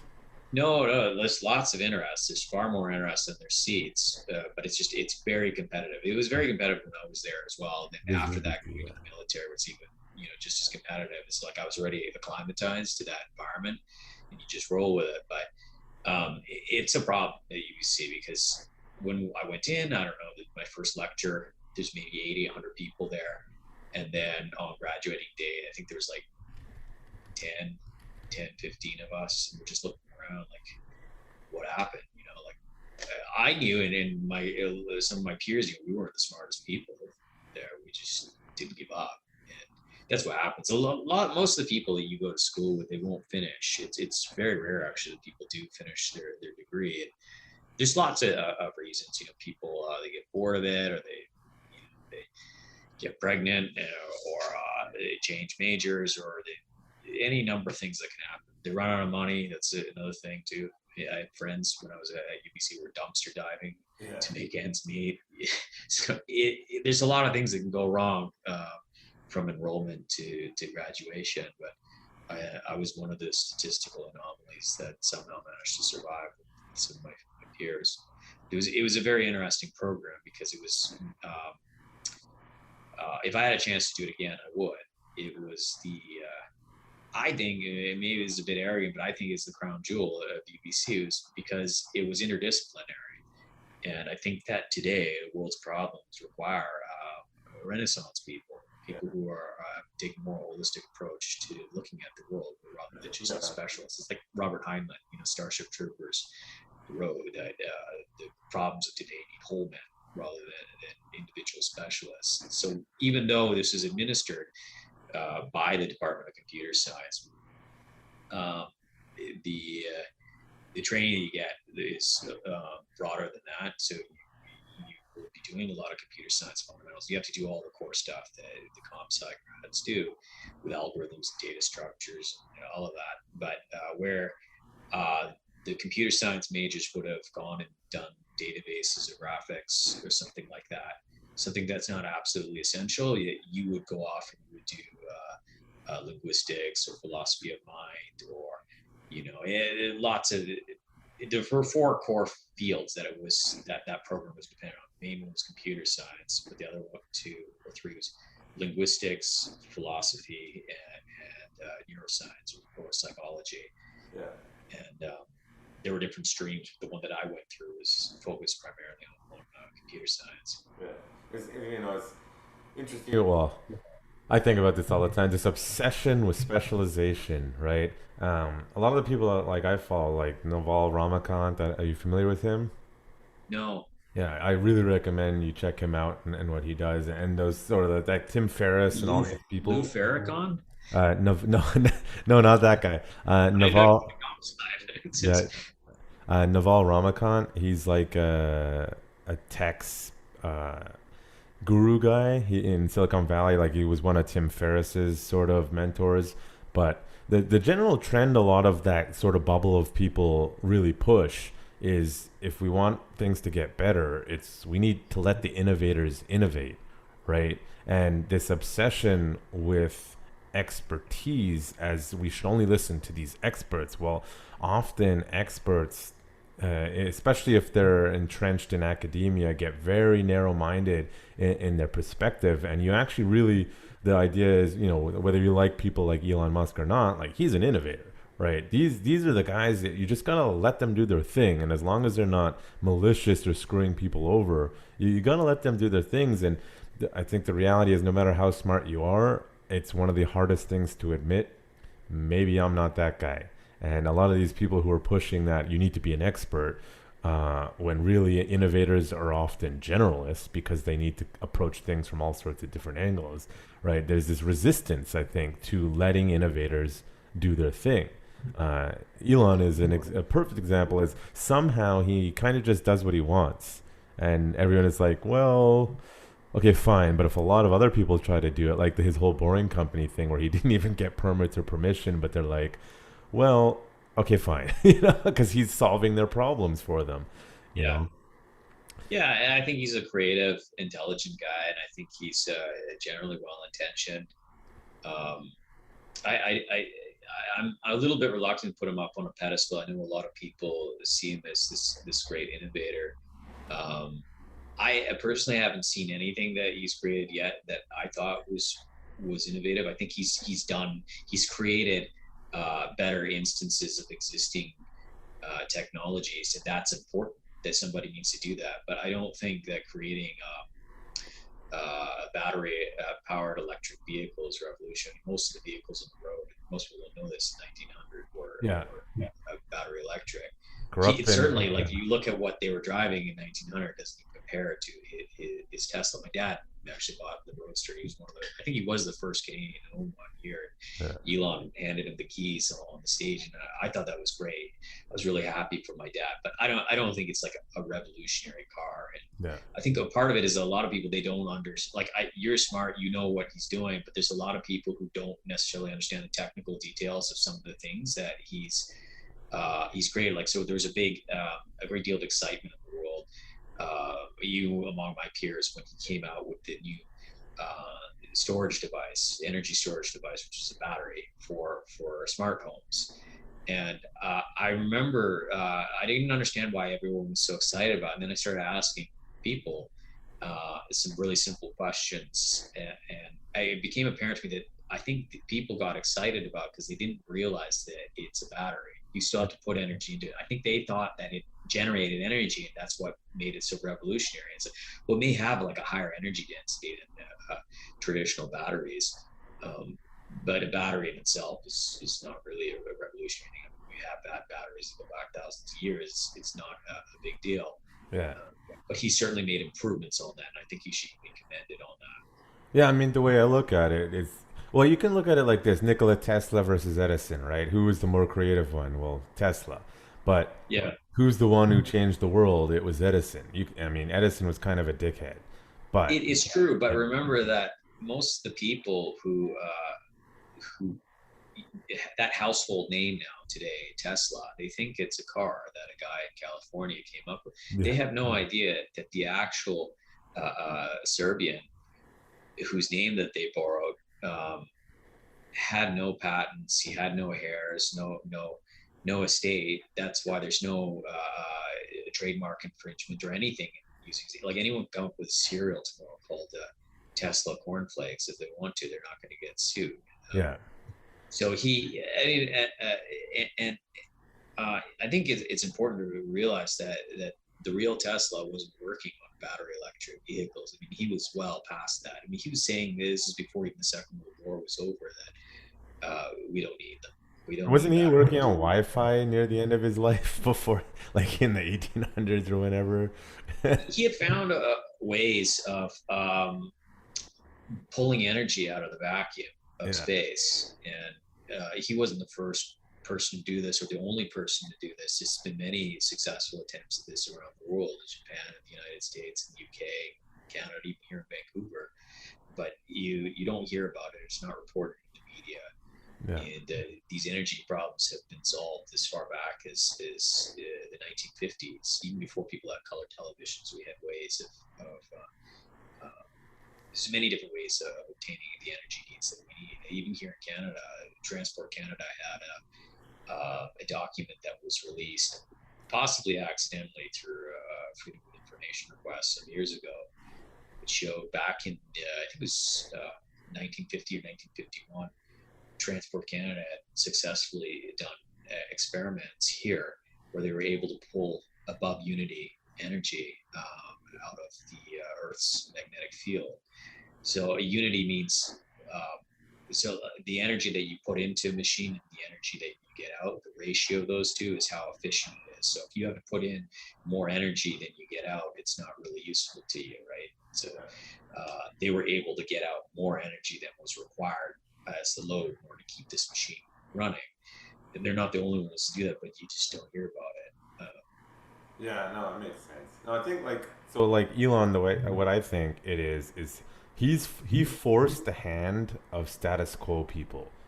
An example would be the NASA thing. Is if you look at how NASA was treating Elon, you're never going to do it. The private industry sucks. You need us. You need us. You need us. You need us. And if it wasn't for Elon, I don't think NASA would be looking at the Mars like they are now. And I remember watching, what was the last rover they landed, NASA? Curiosity or something, I believe. Yeah, And Curiosity, there's another one as well. yeah, and and in the broadcast, whoever the scientist was, NASA guy that had the thing he said resonated with me. He basically was like, "You see, we're still relevant," and it's like, you assholes. The way I look at it, you assholes have been sitting on your ass for the last 30, 40 years, and yes, you've done a lot technologically that trickles down into. But Elon came along, did his thing and said, I'm going to go to Mars. I'm going to do this. And they're like, no, you can't do it. You can't do it. And then he started doing his rockets and they're like, hey, we'll work with you now. And it's like, that's, love, hate, or, obviously I don't think you should put Elon on a pedestal either. But if he didn't do what he did, I think we'd be a little bit more stagnant than we are right now. There's some movement forward now because he's basically saying, hold my beer times a million. NASA's an interesting organization. I had to work with them closely some years ago on another project that I was doing. Actually, it was pertaining to the Red Planet. But there's a lot of things that the good people at NASA have been deprived of. Yeah. There's been some amazing technological achievements that have occurred over the last century, not just in the United States, but abroad, but in particular in the United States, especially post Second World War. And those engineers, those people who work in aerospace, do not have access to a lot of those achievements. And that's why we're still using basically 19th century internal combustion engines to get into orbit or to try to go to another planet. And it's a bit embarrassing that I think it was, what was the gentleman's name who runs PayPal? Peter Thiel. Yeah, Peter He Thiel. was, he was saying a few years ago that it's been 60 something years since the 1950s, and it still takes the same amount of time to fly from Heathrow to JFK. Yeah. There hasn't really been any material technological achievements that time. There's been improvements. It's like computers are certainly faster than they were 40 years ago, but the integrated circuit transistors have been around since 1947. They're just smaller and faster, but the basic idea is there. And it seems as though there was this sudden burst of activity post Second World War when a lot of the jewels of the scientific research that had been recovered from Europe, in particular, and the what was then Czechoslovakia, Yeah. came back to the States and ended up in American industry, and Ford, General Motors, and Intel, and IBM, and so on. And so they got a head start on the world. But a lot of those technologies did not find their way into NASA, at least not in the more conventional areas of the Jet Propulsion Laboratory. Yeah. We got Tang. That was our concession. Yeah, I mean, I would like to see that organization. It's really not about just money. I mean, they have money. It's about access to technology. It's not even necessarily about innovating new ones. A lot of these problems were solved a long time ago. It's unfortunate, but the 20th century was very much a lost century in terms of what the general public has been deprived of. They don't realize that before we even had color TVs, a lot of these problems were solved. And the Federation of American Scientists, it's a very prominent, well-respected institution that started, I think, after the Second World War. Is a group of scientists that originally worked on the Manhattan Project. Yeah. So these were some of the world's greatest scientific minds. And it was a few years ago, they put out an article stating that there have been thousands of inventions that had been sequestered under national security orders, and with no explanation for that. And they were concerned about that because some of the devices and inventions that were seized were, understandably, some of these things were of military significance. So obviously you don't want to have ordinary people be able to manufacture nerve gas or nuclear weapons in their basement. But there was the United States patent screening officers. They have a list, actually, that they look at. And when your patent that you're submitting, and people apply for patents all the time because that's how they believe that they're going to have some kind of a temporary monopoly on some kind of economic activity. They go naturally to the patent office and they go and file a patent. The patent officers have a list that they go through, and they can check to see whether or not what you're working on fits particular description. And if it does, not only will they not grant the patent, but they're going to seize the invention, and things can get hairy. A great example of this was a few years ago, the U.S. Patent Screening Office, United States Patent Office, the screening list that they use actually leaked. And I remember I was at a meeting with some colleagues a few years ago, and geeks are they can be both very intelligent and both very, very arrogant at the same time. They believe they know everything.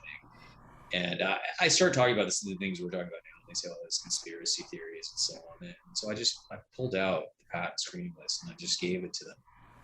And the whole room went silent because what they read in there was solar panels that had above, I think it was 17 or 20% efficiency, were to be seized. And so I asked them, what's is there a unique military application for efficient solar panels? How about here, right here? Look at this part here. These are batteries, high energy density batteries seized. And you could see which organizations had made the request that these inventions be seized. And it was U.S. Air Force, Navy, NASA, and so on. These are public institutions that are supposed to be protecting and facilitating life for millions of Americans, and yet they're depriving them of some of the greatest achievements in our technological history. Yeah. So and they shut up after that, and we realized there was a whole chapter of the 20th century that have been excluded from the textbooks. But I'm of the strong conviction that we've solved a lot of these problems a long time ago. We don't need to necessarily innovate. It's good to innovate, but it's also good to not reinvent the wheel. Yeah, no, for sure. And it just gets me thinking. Like, for whatever reason, good or bad, I find my entertainment, both good and bad, in politics, and that's one of the topics you never talk to people about because it gets them angry, and the attitude of most people seems to be, it doesn't affect me, or I don't like it, or it just doesn't benefit my life. And I'm just like, you guys are so wrong, because we're letting these people run around and run our lives in ways that you have no idea, because none of you want to get out of your bubbles and just be like, no. The example being all these environmental protesters, when you actually talk to them, a lot of them have no clue about any of this stuff.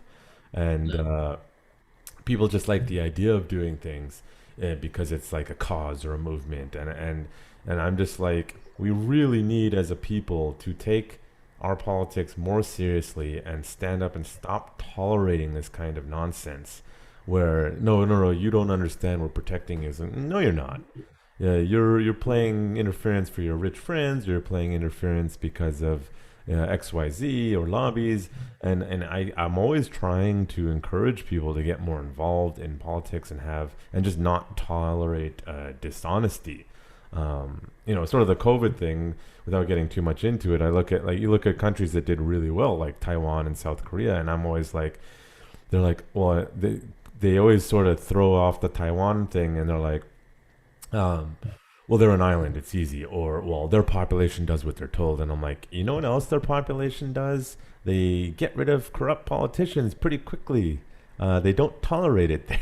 So that's why the public, Asian culture aside, will listen to their politicians a little bit more, because there's that trust. They've built up that trust in the last 20, 30 years, where they're like, while I'm sure there's still some corruption, they just really don't like it when their politicians are blatantly lying, or big corporation, like the whole Samsung thing in South Korea. They ousted that prime minister so fast, and it just drives me nuts that people don't want to inform themselves properly and get involved in a meaningful way. With the internet, it makes it so easy. How do Canadians know anything about the world? It's through corporate and government sources of information. And in that sense, we're not much better off than the Americans. But one of the great things about the COVID measures here in Canada is that it's turned millions of people to start paying attention to their own country. A lot of people I know just found out that they have their own constitution. Yeah, really? A lot of people don't know that. They don't know that because when they get their news, they're getting it from American sources of information, which is all corporate. And they don't know what's going on in the world, or if they think they do, it's through an American lens. I think it's Mark Twain that said, if you don't read the newspaper, you're not informed. And if you do, you're misinformed. Yeah. And if you watch American news, you will be very misinformed, including alternative news in the States. Yeah, I think that both sides, the alternative news and mainstream news, there's a lot of compromised individuals in these publication forums, and that's always been a concern for me. But I'm happy though that more Canadians are paying attention to what's going on in their own country, and not taking their inspiration from sort of what I like to call the American Cola Wars. Yeah, they've got sort of this false dichotomy between these two parties that don't really vary on anything substantial, on foreign policy, on really anything. I think it's good that people are paying more attention, but I also worry that sometimes they're also getting more confused. Yeah. Every day as they learn, or they listen and read to more American news. I think the problem is, like a friend had told me that a lot of these people, they watch American news because it's a better sitcom with better ratings. You watch Canadian Question Period, it's not really that interesting. But in the States, there's always something ridiculous going on, some scandal or whatever, and that happens in Canada too. It's just for whatever reason, it's just not as entertaining. Yeah, there's less personalities in Canadian. Like, I mean, yeah, I always tell people, like, if you're talking about Canadian stuff, stop watching American sources, right? You know, people will be like, I plead the fifth. I'm like, that doesn't exist here, guy. Like, come on, You man. know, and it's it's concerning for me. Like, I had some friends over a while ago. I know I've told the story before, but this actually, I think, is quite illustrative of the problem. I had two friends over. One of them is very left leaning. The other one is more American, right leaning. It's all And relative to the country. yeah, totally. I mean, exactly. That's why I always call it American, right? It's not, it means different things to different people depending where you are Yeah. at the time as well. But they were having a debate about, I think it's Justice Barrett's recent Supreme Court appointment in the United States. Oh And yeah, yeah. I read that. Read about that. Yeah. right, and so my friend who's on the left was, he wasn't too thrilled about this because Trump, Team Coca-Cola was advocating for her, and the Pepsi people were really upset about this, and they were spouting off various biographical minutiae about her, about how long she's been doing this and that, where she's from. And I thought to myself, man, that's really interesting because they're Canadians. Regardless of who's appointed to the Supreme Court in the United States, it has no bearing whatsoever on the decisions that are made on a daily basis.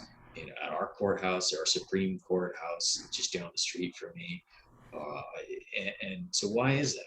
Why is that so much more important to them? Like, most of these people probably couldn't name a single Canadian judge, and maybe they shouldn't need to know that, but yet they know so much about what goes on in a foreign country. And I think part of the problem is that the media, the language that it uses is, it describes the United States as if it is the only country in the world. Like, for example, when they talk about the president, who are they talking about? Well, it's just assumed they're talking about Trump or Biden, but they're not the only United States in the world.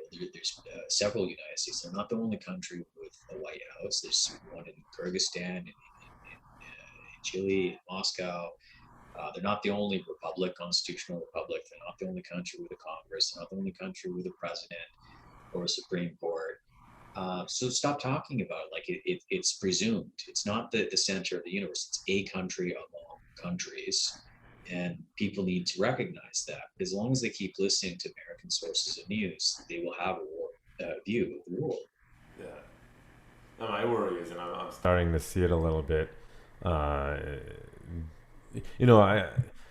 In Canada, I guess more of a conservative because I just don't agree with. I'm always a small government guy, and you don't really get that in Canadian politics anyway. But if your answer is more top-down control and more taxes, I'm always going to be like, nope. Sorry, what was I saying before that? I lose my train. Well, I agree with what you're saying. Yeah. I think that small government is an important thing. I would love to see something in our constitution, including in the states, where there would be some kind of a limitation on the size of government, as a portion, say, of GDP or gross revenue or something like that. Government cannot get any larger than this. You have to go and clean house before you ask for more money. And they refuse to do that. The status quo digs its heels in and says nope. It's like I was following the Canadian Conservative leadership race, and I really wanted what's his name, the former defense minister, to win. Paul Hilliard? No, Peter MacKay, because Hilliard I don't think was running at the time. Peter MacKay, because I can't stand our current leadership in Canada. I cannot stand. He's such a clown. And I was like, Peter MacKay, people can relate to a little bit more. But in one of these question sessions, someone was asking him, like, what are you going to do about the bureaucrats and big government? And his response is why people didn't vote for him was, well, one of the reasons was, he's like, well, I respect the bureaucrats and we need them and da-da-da-da. And you start seeing that it doesn't actually really matter a lot of the time what side of the aisle you're on. Is they want to keep protecting that system. And you can see globally, this isn't just a North American, globally people are saying our systems don't work. Now, the arguments people have often for why the systems don't work, I think, are just often la la land half the time. But the thing that everyone seems to agree on is our status quo systems are not working. People are not happy, and the response from governments left and right is dig heel in. And anytime an outsider tries to come in and change it, they dig a heel in and slander and change and refuse to allow. And it's like, do you know what happens when tension hits its breaking point, guys? Because if you keep doing it, that's going to happen. And I don't think it's conspiratorial. I think it's just human nature.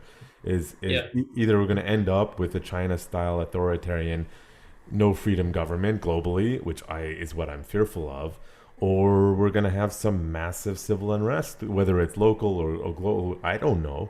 But it's just, I cannot believe that the answer is always like, no, we need to protect the system. It's like, that's the problem. Yeah, I think with like Peter McKay's answer, I've talked with him a couple times, not very much, but he's an interesting guy. Yeah. I don't agree with a lot of the things that he says and does, but he's intelligent. He's a barrister. I don't know if that really means he's smart, but he probably knows, I'm sure he knows, that one of the largest voting blocs in Canada, if not the largest, is government employees. Yeah, so always. 20 years ago, I think 1 in 5 Canadians worked for government.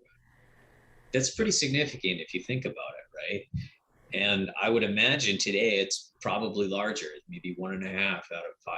I don't know, but that's a significant voting bloc. So if you start talking about responsible government and downsizing the civil service, that's something that millions of Canadians just don't want to hear. Yeah. Regardless of whether you're right or left-leaning, civil servants do not want to hear that. Have you ever read Anti-Fragile, Nassim Taleb? No, I haven't. It's a really good book. My girlfriend's actually really going down the rabbit hole of this guy who really hates him. But it's interesting. The book itself, whether you like him as a person, is great. And it's just talking about fragile systems. And that's the innovation aspect, is we need systems that aren't fragile and can pivot when needed. And when you start having a government as the only or primary source of employment, it becomes fragile. And it can't pivot, it can't change. Because if they make a decision that's wrong and everyone's employed by them, you just screwed everyone. Right? And that's sort of the argument for smaller government. It's more nimble, free markets with restrictions. So I call them anti-asshole laws is all we really need. So that we can be more ability as a human species to move and change and grow and go in a good direction. But if you're always like, this is how it has to be, you're going to run into problems consistently. And if they keep taking Band-Aid approaches, which is what I think people in government keep doing, we're going to have serious problems in the next 10, 15 years, because you can feel it in the air. It's almost like World War I tensions in many ways. It's difficult to figure out. I mean, people have been writing and contemplating what the proper role of government is and what it should be doing and who should be it for a very long time. And there's never been consensus on it. At times like right now, when you look at the cost, the overhead of government in a country like Canada, the libertarian philosophy is attractive.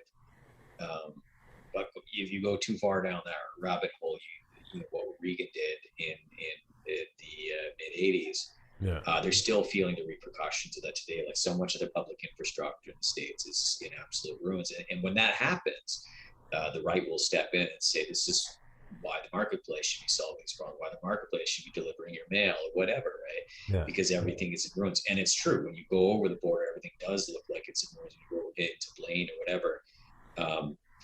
But I don't know that that's necessarily a result of the failure of giving government certain responsibilities that it wasn't able to fulfill, or there were other forces at play as well. Yeah, I mean, I suppose that's how, like, what you think a government should look like, because, you know, in a true democracy, the masses, like, if everyone votes 80% one way, even though that 80% is horribly, like, the horrible idea, technically in a true democracy, that's the direction you have to go. And so that's the question is, if the masses want something that's completely not good, but you have to go that way, how do you resolve that problem? Now, I think you need to educate properly and stop letting people resist education, and don't make education indoctrination, right? Because we discussed, like, a lot of people don't know anything. They don't know as much as they think they do. They don't know how our systems work. Scientific literacy, like, I'll give that to people on the left, or like the Democrats, in the States, is scientific literacy is terrible, right? And I'm not I don't like math. I never took physics classes. I never took any of that, but I understand the importance of the ideas and the knowledge as a general concept. And not necessarily the really advanced topics, but just understanding something as simple as a fraction. Yeah. Most people, I remember explaining this to some people recently, but they didn't understand the infection fatality ratio, how cases work. And I remember asking, like, when the denominator gets larger, that's the number on the bottom, what happens to the whole thing? Yeah. And they thought, some people thought, well, it gets larger. It's like, no, if 1 over 10 is larger than 1 over 100. And if you keep making the bottom number bigger, then the whole thing gets smaller. That's what happens. Like, so there is a cost. There's an economic cost. There's a social cost to scientific illiteracy. But I think that actually the biggest thing that's lacking from our educational system is philosophy. It just seems like it's been to a hobby or something for some people, as if it should be lumped in there with basket weaving and pastimes. But somehow it seemed to be appropriate enough for kings and emperors, and also for several millennia. But it was removed. It actually was never really in the curriculum. Well, people always forget philosophy was the basis of science originally, at least in modern history, right? The asking the questions and learning how to think and construct arguments is super important. Now, I stayed away from philosophy when I went to university. I ended up not finishing a bachelor's. I settled for an associate's because I just cannot stand the environment on universities nowadays. There's no free thinking. There's no intellectual discourse in a meaningful way. It's, cancel culture and wokeism. Yeah, the political correctness was just kind of starting when I was wrapping up my program. But it's not as bad as it is now. Well, I mean, it kind of was.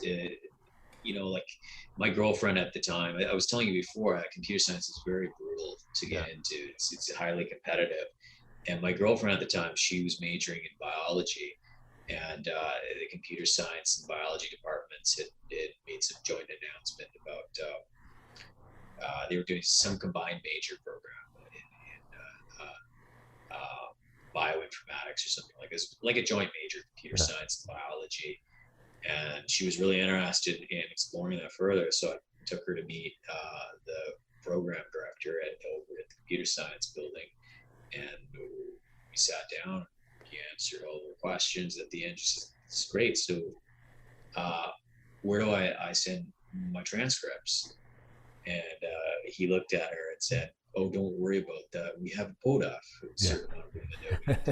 And at the time, I didn't really think about it. I was like, no, that's great that she wants to get into this program, she can get into it. But then I thought that's kind of really offensive to women, saying that they're less intelligent, less capable than a man. And I know that she is quite intelligent, but still, it was disappointing in retrospect to hear them say that. So that it was just starting to become fashionable then. But I don't think people were thinking as critically about it then as they are now. That hey, maybe this effort to make the world more fair is actually making it less fair.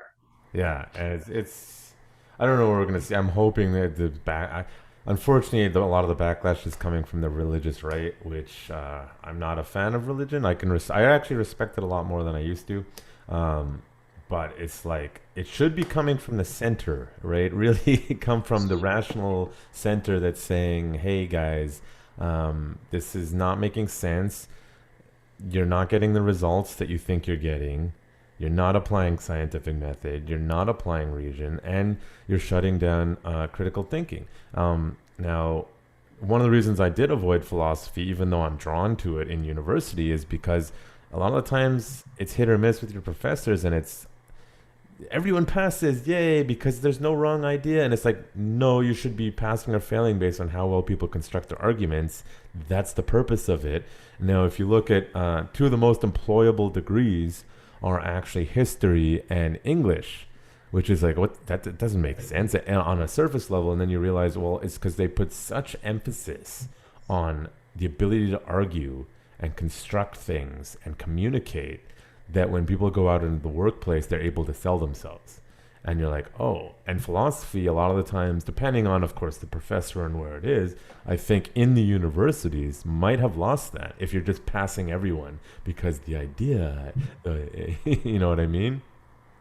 And Yeah. I found that, I took some history classes and I found them to be some of the most useful classes, and the professors were some of the most open-minded and most helpful and most intelligent people because, everyone else is telling you can't use Wikipedia as a source. The history professors were, sure, you can. Why not? If it's there and it's generally accepted, because the history professors will accept that, well, this may be our idea of history now, but we may learn a new fact tomorrow and we have to change it. So it's always in flux. And they cared more about your ability to construct the argument and your structure of it than anything else. I had one professor, he did something completely different. And I was like, that's what this needs to be. Our midterm paper was also our final paper. So you'd pick a topic, a couple weeks in, and you'd write a midterm paper. Now, this guy's amazing because you take, it's at Kwantlen, which is 30, 40 person classes. You can't really do this at a university, I don't think, a traditional one. And he would, by hand, go through everyone's papers and deconstruct it or say, here's a good reference.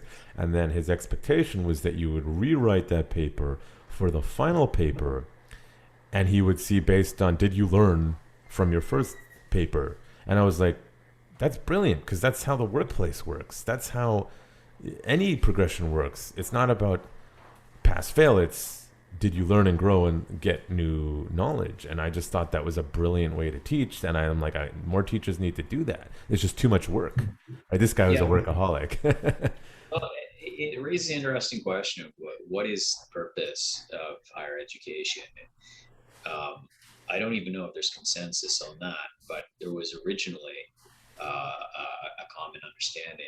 But I think today, if you were to ask people what its purpose is, you probably get conflicting answers. But the most common would probably be to prepare people for the workplace. Yeah. And I don't know. That's why I went. I certainly didn't go to school to get an education so that I could become an abstract unit of account in the workplace to generate revenue for some other firm. Although I do that, that's not why I went.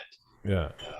The real reason was, for me, I think the important part about education is to build better citizens, thinking citizens that can critically examine the world around them, the decisions that are made, and make responsible decisions for themselves and the community.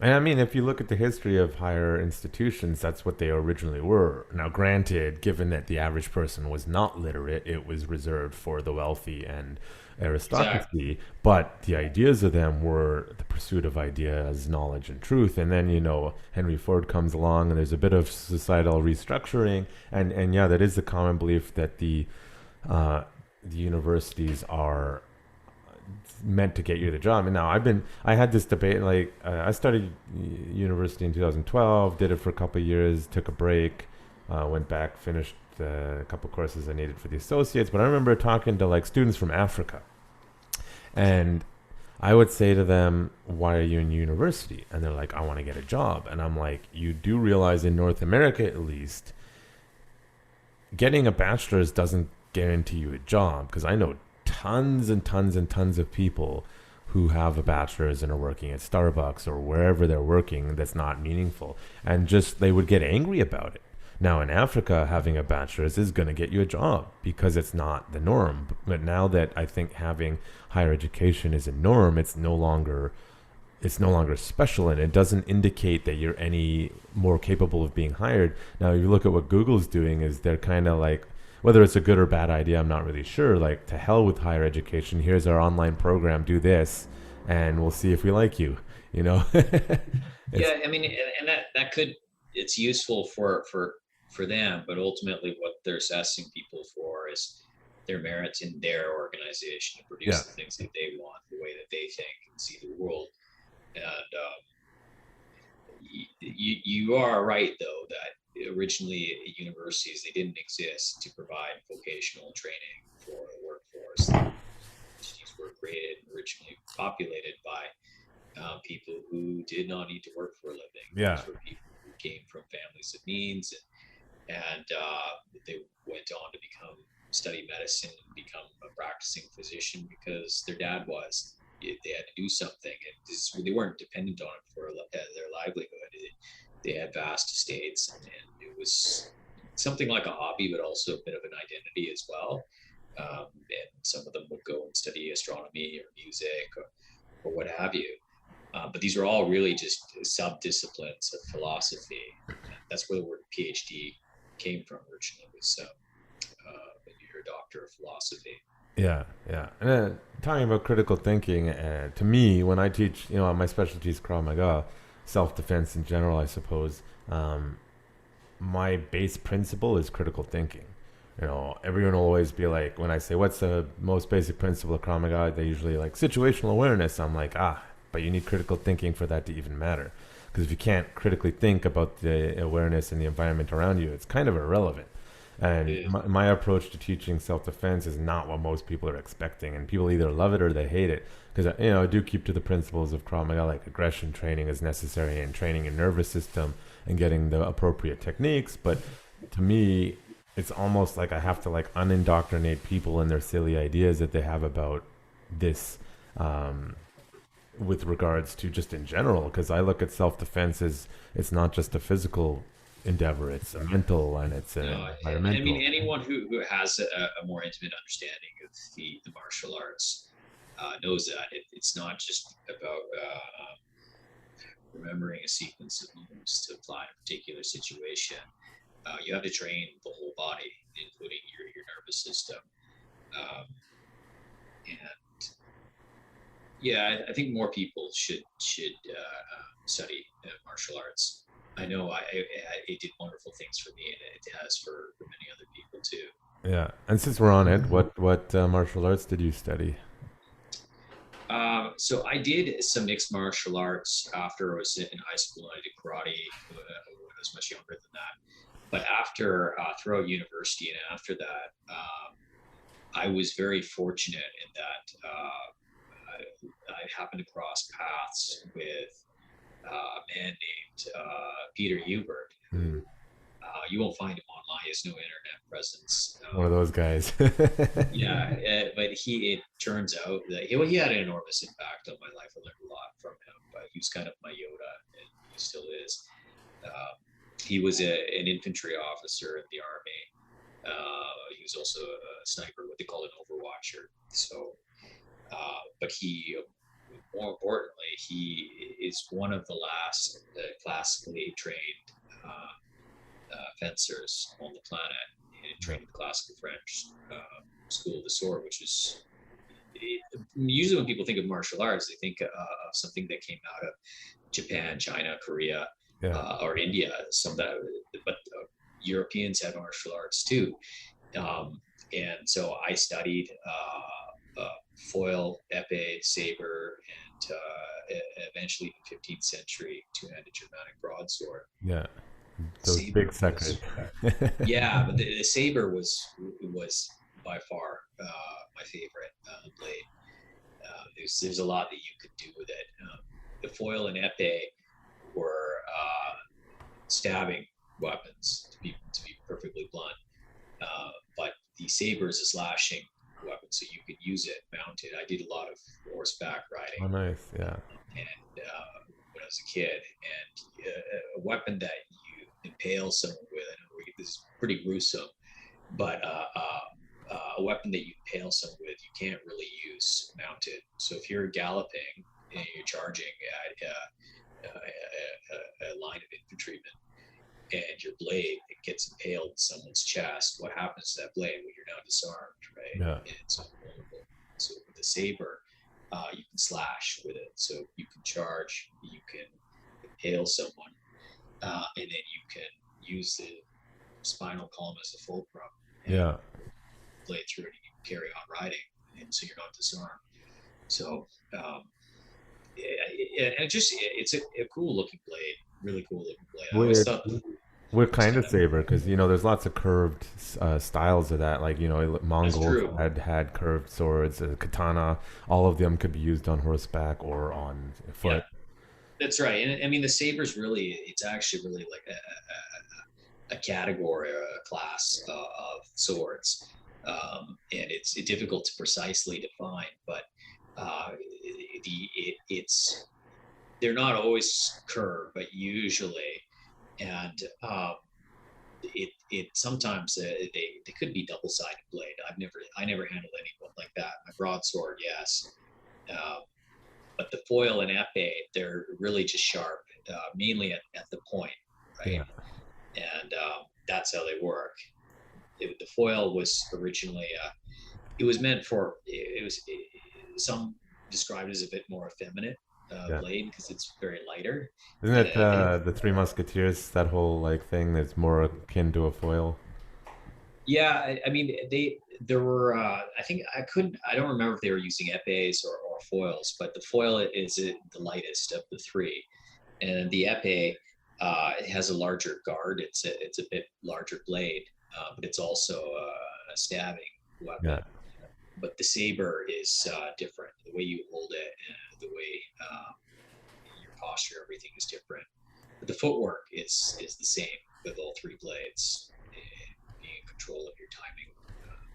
And now, and the style you were taught is do you do dominant hand forward or do you do like a more traditional stance?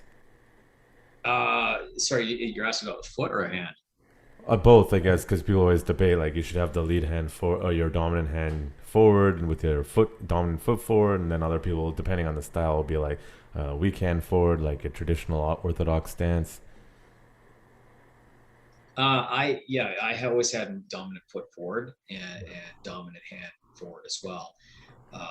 But your footwork would change regularly. So timing is everything. It's almost like a piece of music when Yeah, you're in a fight, and you can change your timing and therefore the expectations of your opponent by changing what you're doing with your feet. So you had different ways of moving. You could step forward, you could hop forward, you could slide forward, or you could pass forward. And those four different ways of moving your feet would change in timing, and you could use that to either confuse your enemy or to create an opportunity. And you can do the same thing with the blade as well. For instance, with the foil or the epee, you could have a low guard, so you look vulnerable. yeah. What they do?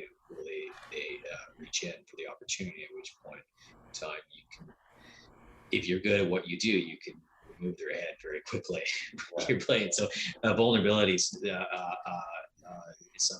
perceived vulnerability is sometimes an opportunity. Yeah, my only criticism of those styles is the like the French and the sort of Italian is the theatrical nature that they've become, in the movies, and then Yes. when I actually talk to say soldiers or people who have done actual combat, life or death, which I don't know too many people, but it's a very different Yeah, mentality and so the style. stuff that you see in movies, the theatrical fencing, like I never did any of that. Even the Olympic stuff that you see on TV, Yeah, uh, that's so there's different schools of fencing, and obviously I'm a product of the classical French, so I'm biased. But we were kind of seen as the snobs, yeah, the classical purists, and then the newer school of fencing is what you see in the Olympics. It's more kind of like racquetball or tennis. It's a sport, right? It's an yeah. athletic thing. It's not really martial art. They use all kinds of electrical apparatus and sensors when someone's been hit.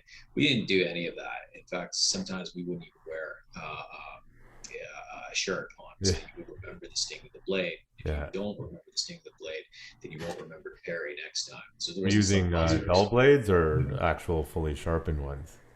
Sometimes we'd use actual sharp ones, Yeah, but if you care about your opponent, who's your friend and training partner, then you will learn to be careful with that blade. Without that fear of consequences, I don't think your handling of the blade will be as careful. Yeah. Because you're not dependent on some computer to a contact sensor to make an alert. That was not what was done in Germany and Italy, the First World War. Like, it's just not how a real fight plays out. Yeah, no, for sure. Like, I remember actually one time earlier in my Krav Maga, whatever career experience, we would use just like a regular kitchen knife that you eat with, like just a fork and knife kind of thing. Man, you get messed up even with the so if you're You not get hurt pretty quickly, yeah. And I remember going home sometimes after training, and I'd still be bleeding. Like, it's not deep wounds, but Yeah. very, very light flesh wounds where it stings like a bitch when you get hit by foil. You will remember next time repairing. But without that pain, you won't. To use the language of the economist, be incentivized to protect yourself better next time. I wish we could have shock knives. Yeah. Well, as far as I can tell, shock knives are not actually illegal, but for some reason, the RCMP don't want it shipped into the country, and the company themselves are very hesitant to sell it to anyone in the country. And it's just like one of those nonsensical. It doesn't make any sense. I think they've probably had like a behind-the-scenes conversation. And I'm like, why don't you want shock knives? They're not powerful enough to kill anyone. But even with those, you have to be careful because they get used to the pain of the shock knife, and then they stop reacting if this is real.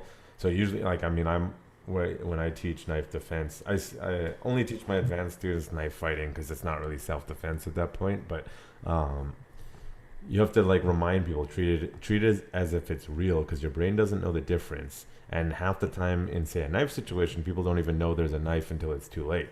So you need to train your body just to go. And if after you're done you got stabbed, it's like, well, at least you didn't get killed, hopefully, right? Which not always the case, but you have to sort of ignore the fact that that's there and just train the motions and reactions to the movements rather than there's a knife or no knife. Training your motions is really, really important. People, I think, outside of fencing, or actually all martial arts, may not realize how important that is. But when you get hit by the sting of the blade, it's the same thing in boxing. Like, the first time you get smacked, what goes through your head is you become angry. The animal instincts take over, right? The adrenaline starts flowing, and as soon as that happens, your judgment becomes impaired, and you become more vulnerable. And so part of learning to be competent with a sword is learning to regulate your own emotions, and that carries over into life, into other things too, in dealing with the adversaries or adversarial situations. It's being able to regulate your own emotions. Yeah, it makes sense. Now, you said you learned it in the military from an officer? No. My instructor, Peter, he taught me all of this, and we did foil, epee, saber, and later 15th century 200 Germanic broadsword. But the broadsword, we could do drill with, but you couldn't spar with it. Too hard to control, right? It's way too hard to control, and it's very massive. It's basically a razor blade baseball bat, right? And more massive than a baseball bat. Yeah. So, like, if you're not careful with that, you are going to kill somebody. Whereas the foil, you're going to get a minor flesh wound. Worst thing that could possibly happen is you lose an eye, but you're wearing a helmet. So you're just going to go home bruised. Yeah. That's enough. Makes sense. What was I going to say? Oh, yeah, because we didn't really talk too much about it yet, but when and why did you decide to get into the military?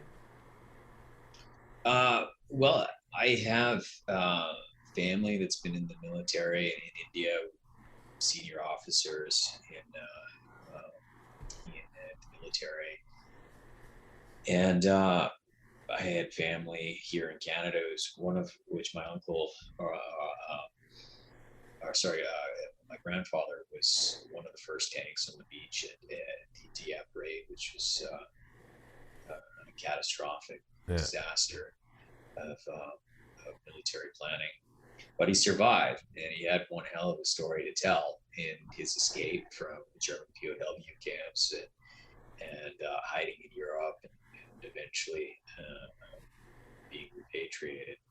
But it was, it was one hell of an experience. For me, like my career in the military was anything but distinguished. Like I was just a regular reserve officer. I did a bunch of training.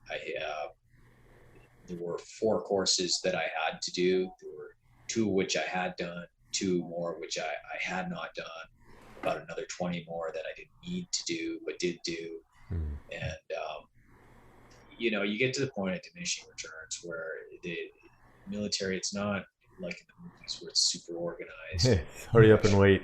Yeah, pretty much. Just most of the time you're just sitting around there waiting for orders, and if you're an officer, then you might be the one giving the orders, but even you still have people above you as well who you answer to, and you may not have all the confidence that you need in your superiors, your chain of command, to really want to stick around for an extended period of time. Yeah. Oh, that makes sense. That's a couple things there, like the myth that going into the military is always going to be some amazing, distinguished Hollywood style. And it's like, no, most people sit around and do nothing most of their military. And then occasionally you get like a Chris Kyle or a Jocko Willings or someone who's done something really crazy in their career. Or a Smokey Smith if we want to go Canadian, but well, Smokey Smith he's from my regiment, originally Seaforth Highlanders. Yeah. But I don't think I would have wanted to live his life. I mean, that guy he did see some horrible things. Yeah. He was always drunk and great wartime soldier, bad peacetime soldier. Yeah, well, I mean, like, there's a reason why he was always shit-faced, and it was, think about what he was seeing every day. I mean, before he was given an award by the Queen, I don't remember if it was the Victoria Cross or not, but he hadn't broken any law, but the army locked him up. They put him in the stockade overnight so he wouldn't go into town and get shit-faced and start a fight or whatever. They had to make sure he was in order to get his award the next day, and but he had a hard life. A lot of those people did. I don't envy them at all, and I think given the choice, most of those people who were really distinguished soldiers during the war, given the choice, if it could have been avoided, they would have. If there had been an opportunity for peace with the Axis, they would have preferred to have seen that than losing an arm, or even if they survived, a lot of their friends did not. They were there with them when they got ripped to pieces.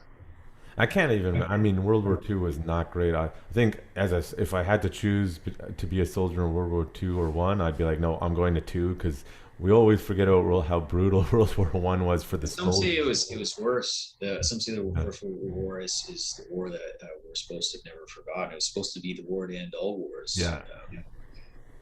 It ended in 1918, and then in 1939 it started up all over again. And here we are again, and then there's Korea. And there's never really been a time when there wasn't a major conflict somewhere in the world.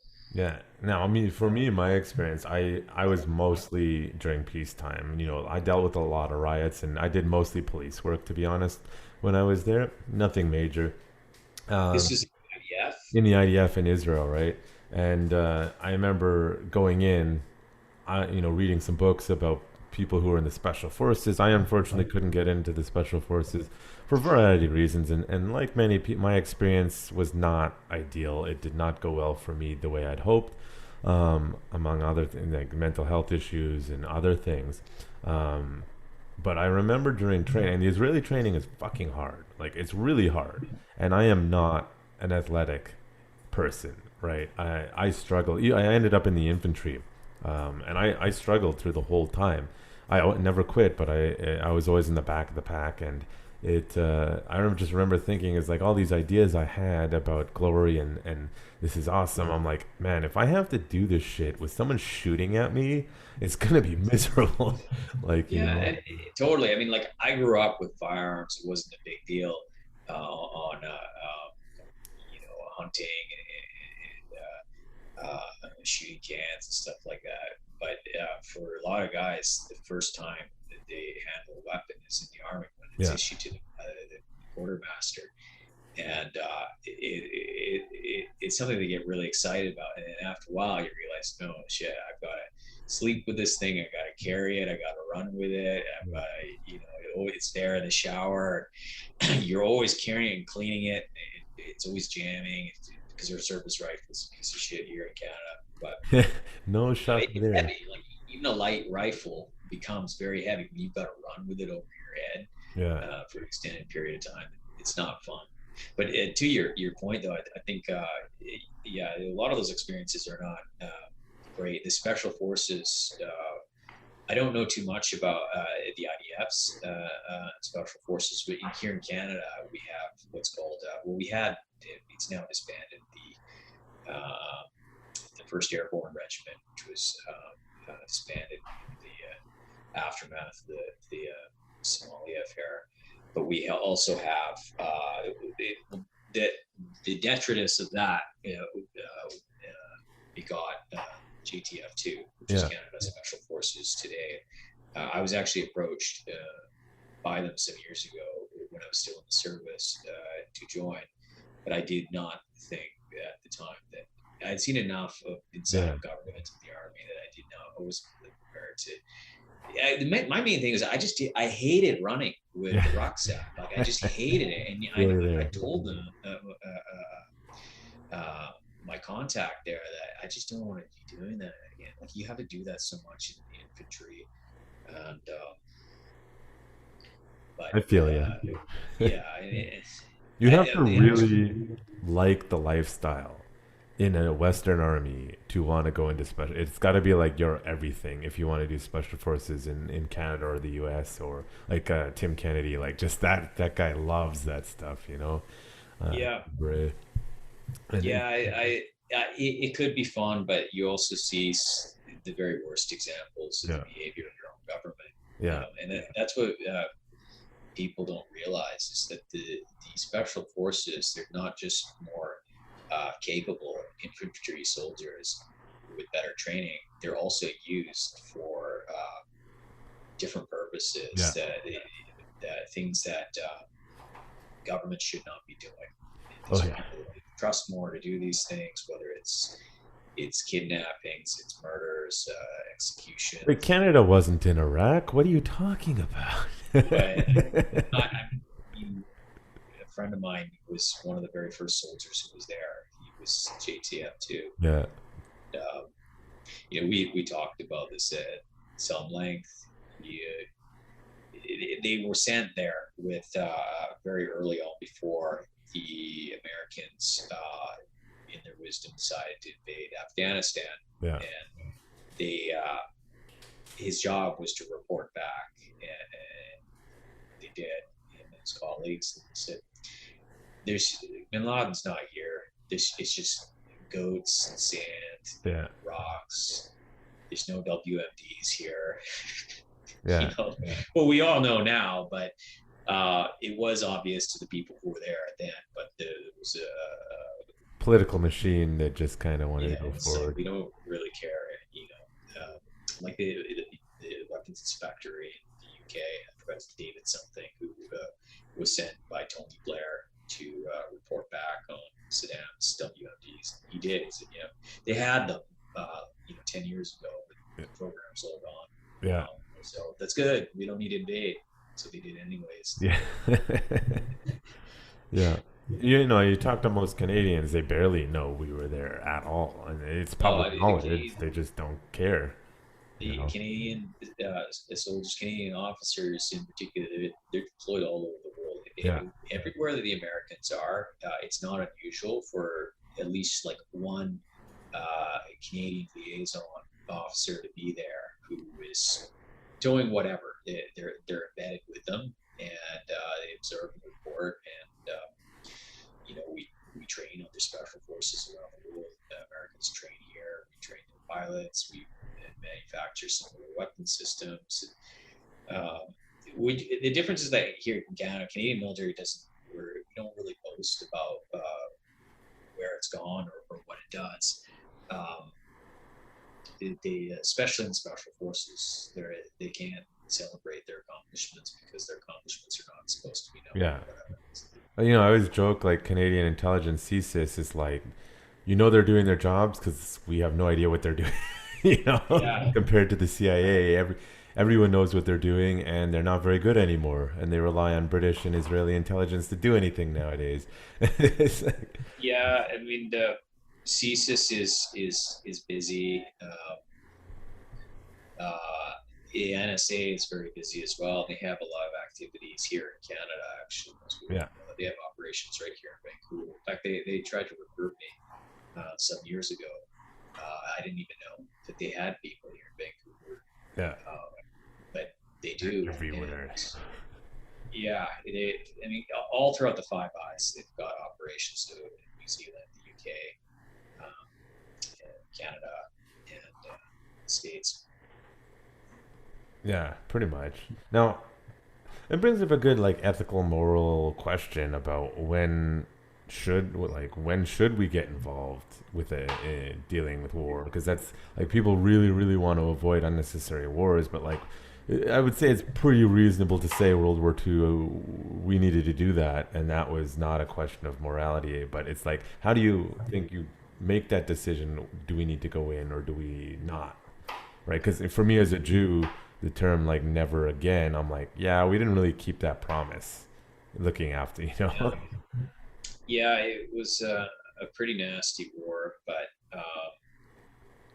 behind all the bravado and nationalism, the historical revisionism that we're so familiar with today, there were a lot of different competing agendas that were going on there. It wasn't just as simple as a persecuted people and people from around the world racing to liberate them.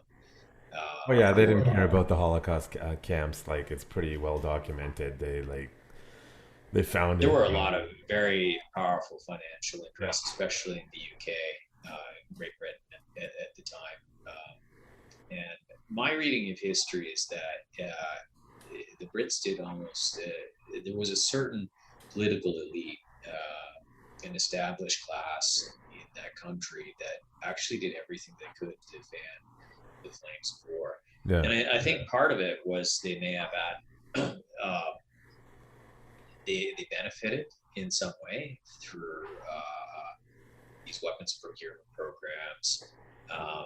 But I think that something that's not well known today is that the British aristocracy, not all of them, but that and a lot of the industrialists and financial interests in the UK, Great Britain at the time, were very sympathetic with Hitler. We don't talk about it today, but if you go and read the answer in the parliamentary debates, there were a lot of members of parliament that were quite enamored by him. And it wasn't just in Great Britain. It was in the States, they had a Nazi party, in Canada as well. You mean people don't like the Jews for reasons? Well, I mean, at the time, I don't think the Jews were, that was one thing that was happening in the war, but obviously Czechoslovakia and Poland being invaded also played a role too. And while there were Jews there, I mean, they weren't the entire population. They certainly suffered. They weren't the only people, but there were definitely a lot of competing interests that were going on during that war. And a lot of documents are still classified to this day, government documents. I wonder why. So, I mean, I think it's a pretty good picture of who Kip Warner is overall. And is there anything you want to say that we didn't discuss, or specific to the? Obviously, we can't get into detail about the legal pursuits, but anything we haven't talked about that you want to cover?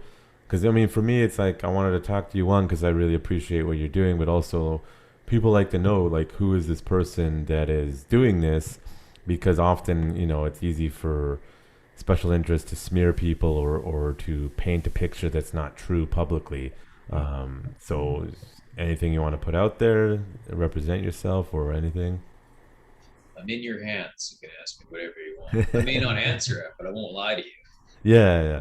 No, I mean, I think when I discuss like sort of like the legal stuff, again, a lot of people just like give me deer in headlights look, and it can be easy for an individual to be like, oh, only a crazy person is going to sue the government, right? Because a lot of people, whether I like religion or not, I agree with their stance that this. I feel like the religious specific stuff is really violating the charter in many ways.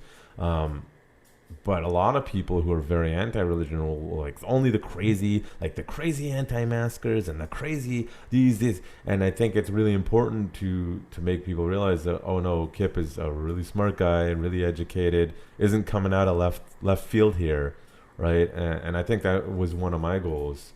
um just to you're not a crazy person. You know what I mean? Because it's very Well, easy for people I, to make that assumption.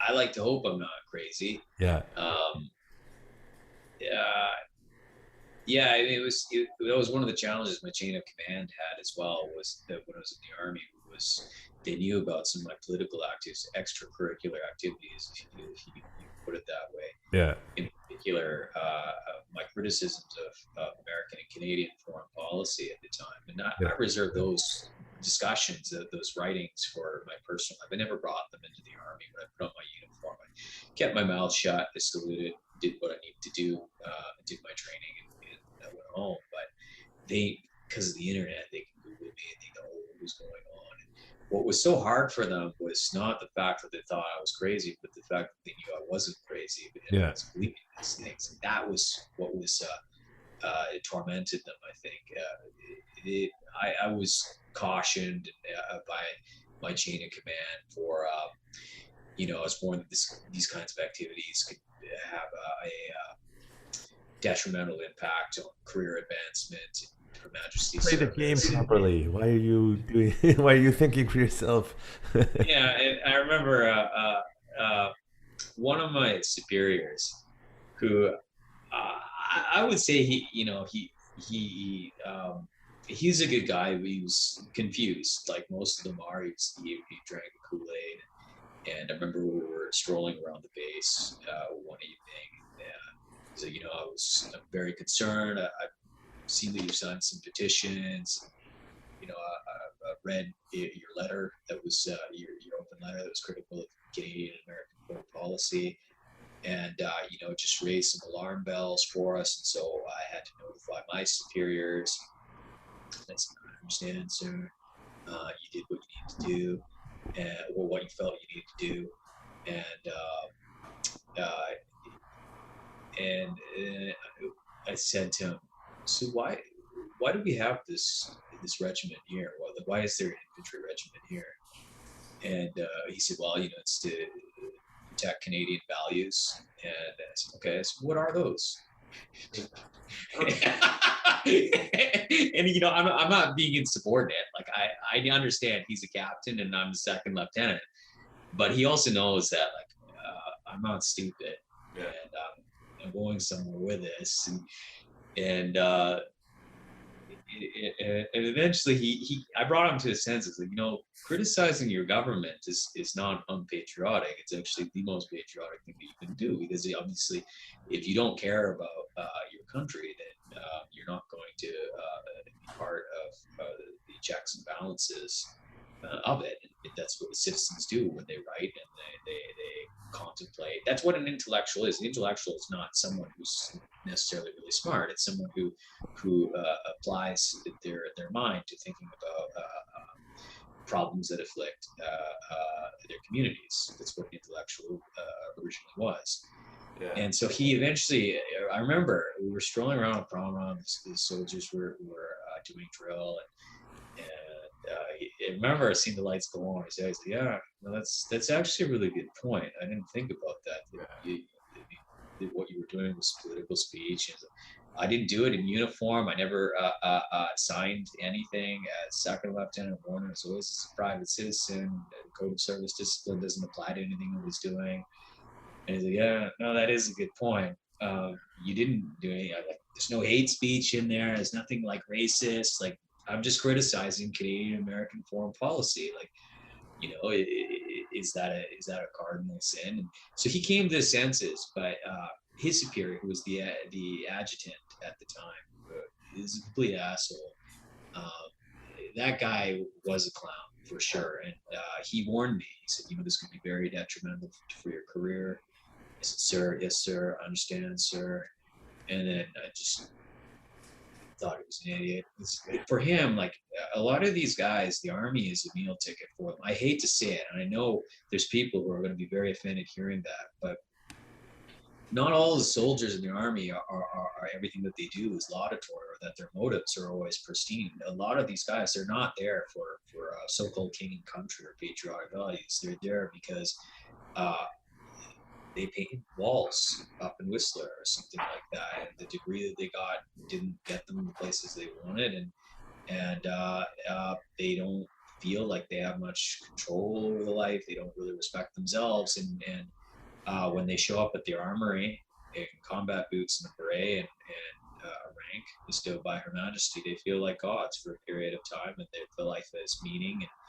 And that got me thinking a lot about politics too, because it's like, anytime you have any kind of arrangement like this where people are dependent on the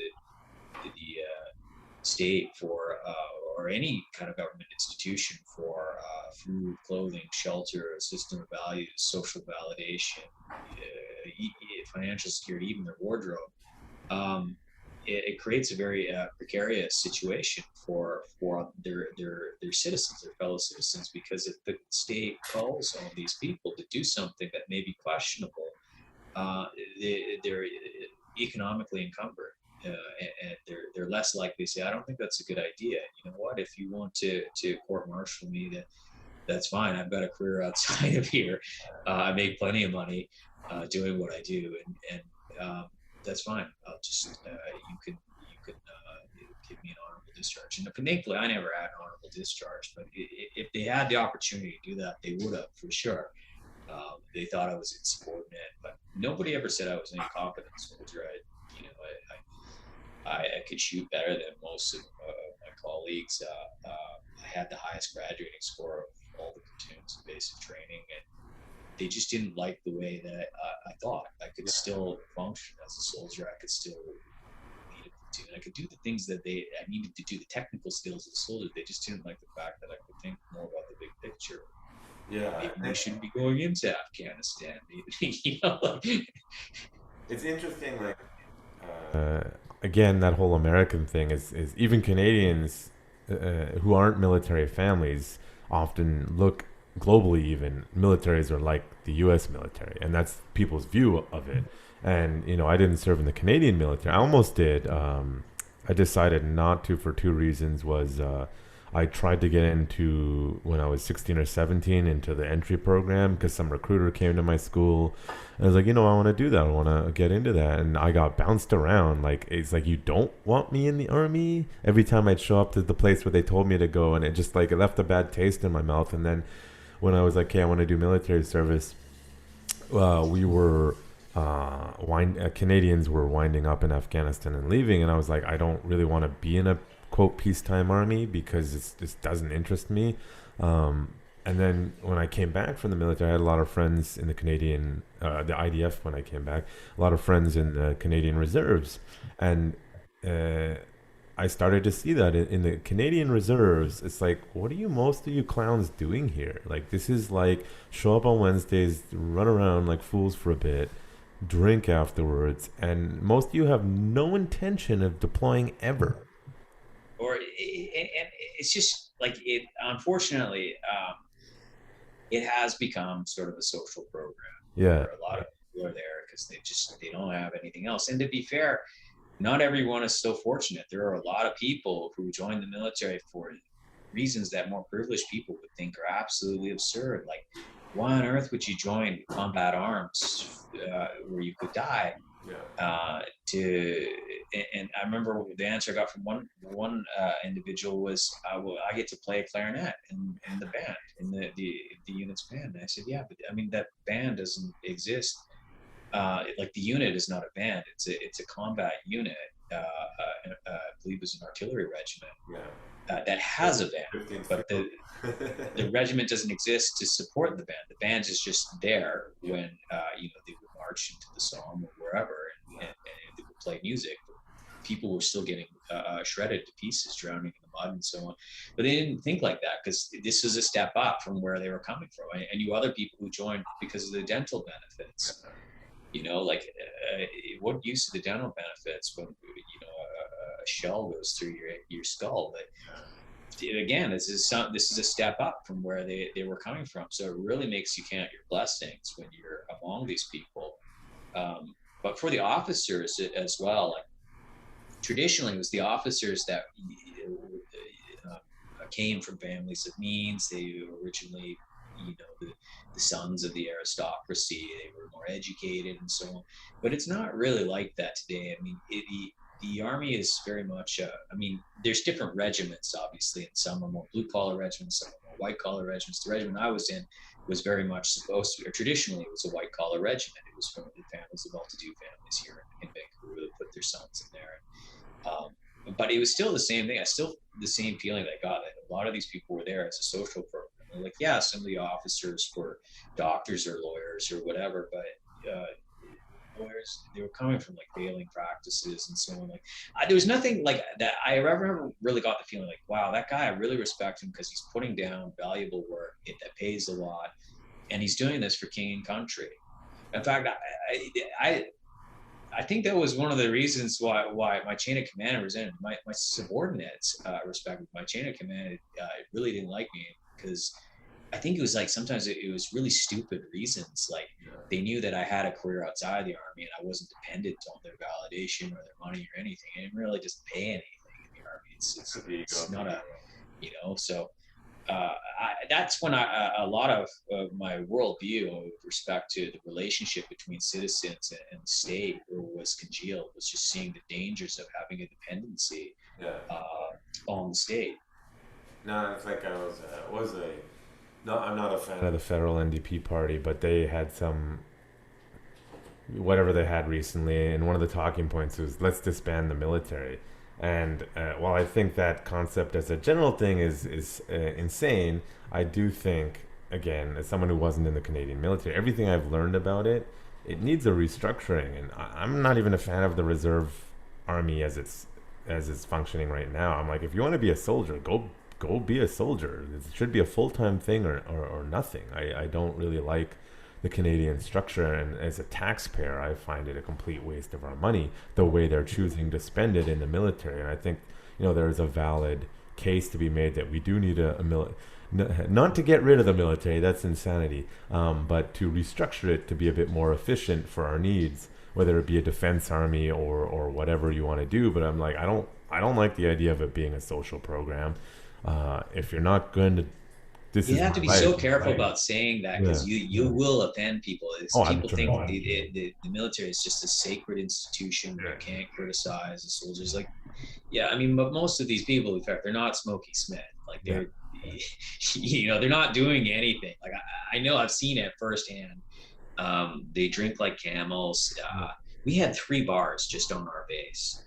Yeah, no, and I'm not worried about offending people because I've been doing it my whole life, so I've had to kind of come to terms with that reality. My colleagues would make fun of me for spending time doing map and compass while they were getting shit-faced in the mess. I was just like, what, and I think part of the reason why they're comfortable with it was because outside of the walls of the armory, the general public has no idea what's going on. They think that most of the people don't even know that our base is a military base. They think that they make beer or something. Yeah. It's the most rude. But I just always thought, wow, I wonder what Canadians would think if they actually saw inside the daily life of a regiment in Canada. Just how much waste, mismanagement, and incompetence there is. Like they couldn't do anything efficiently. Like just having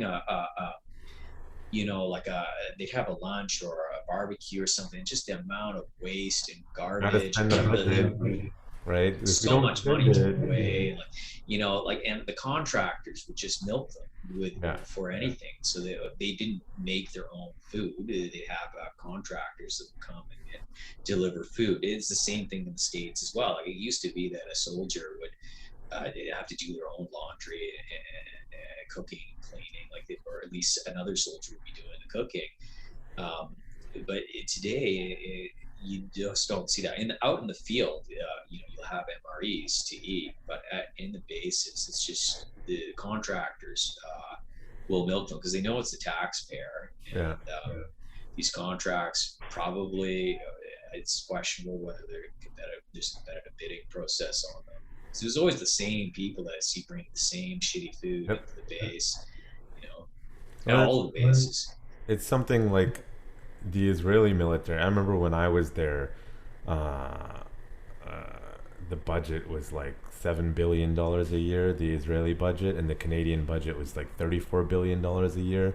And the result difference, now Canadian soldiers, like combat soldiers, are known globally for being really good. They have a good reputation, so nothing against that. But you just look at what the Israeli military can do with a considerably smaller budget, because they don't waste their time on that bullshit. Israel is known for its technology, but most of the budget goes to the Air Force and the tanks.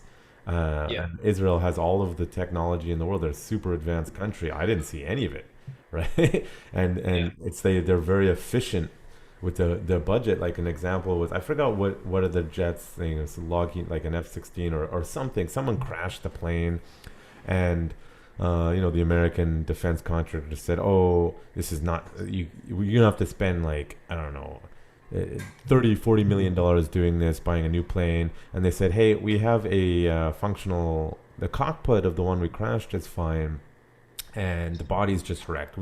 Can we take it and put it in? You just take it and put it into a working body?" And they're like, "No, it's impossible."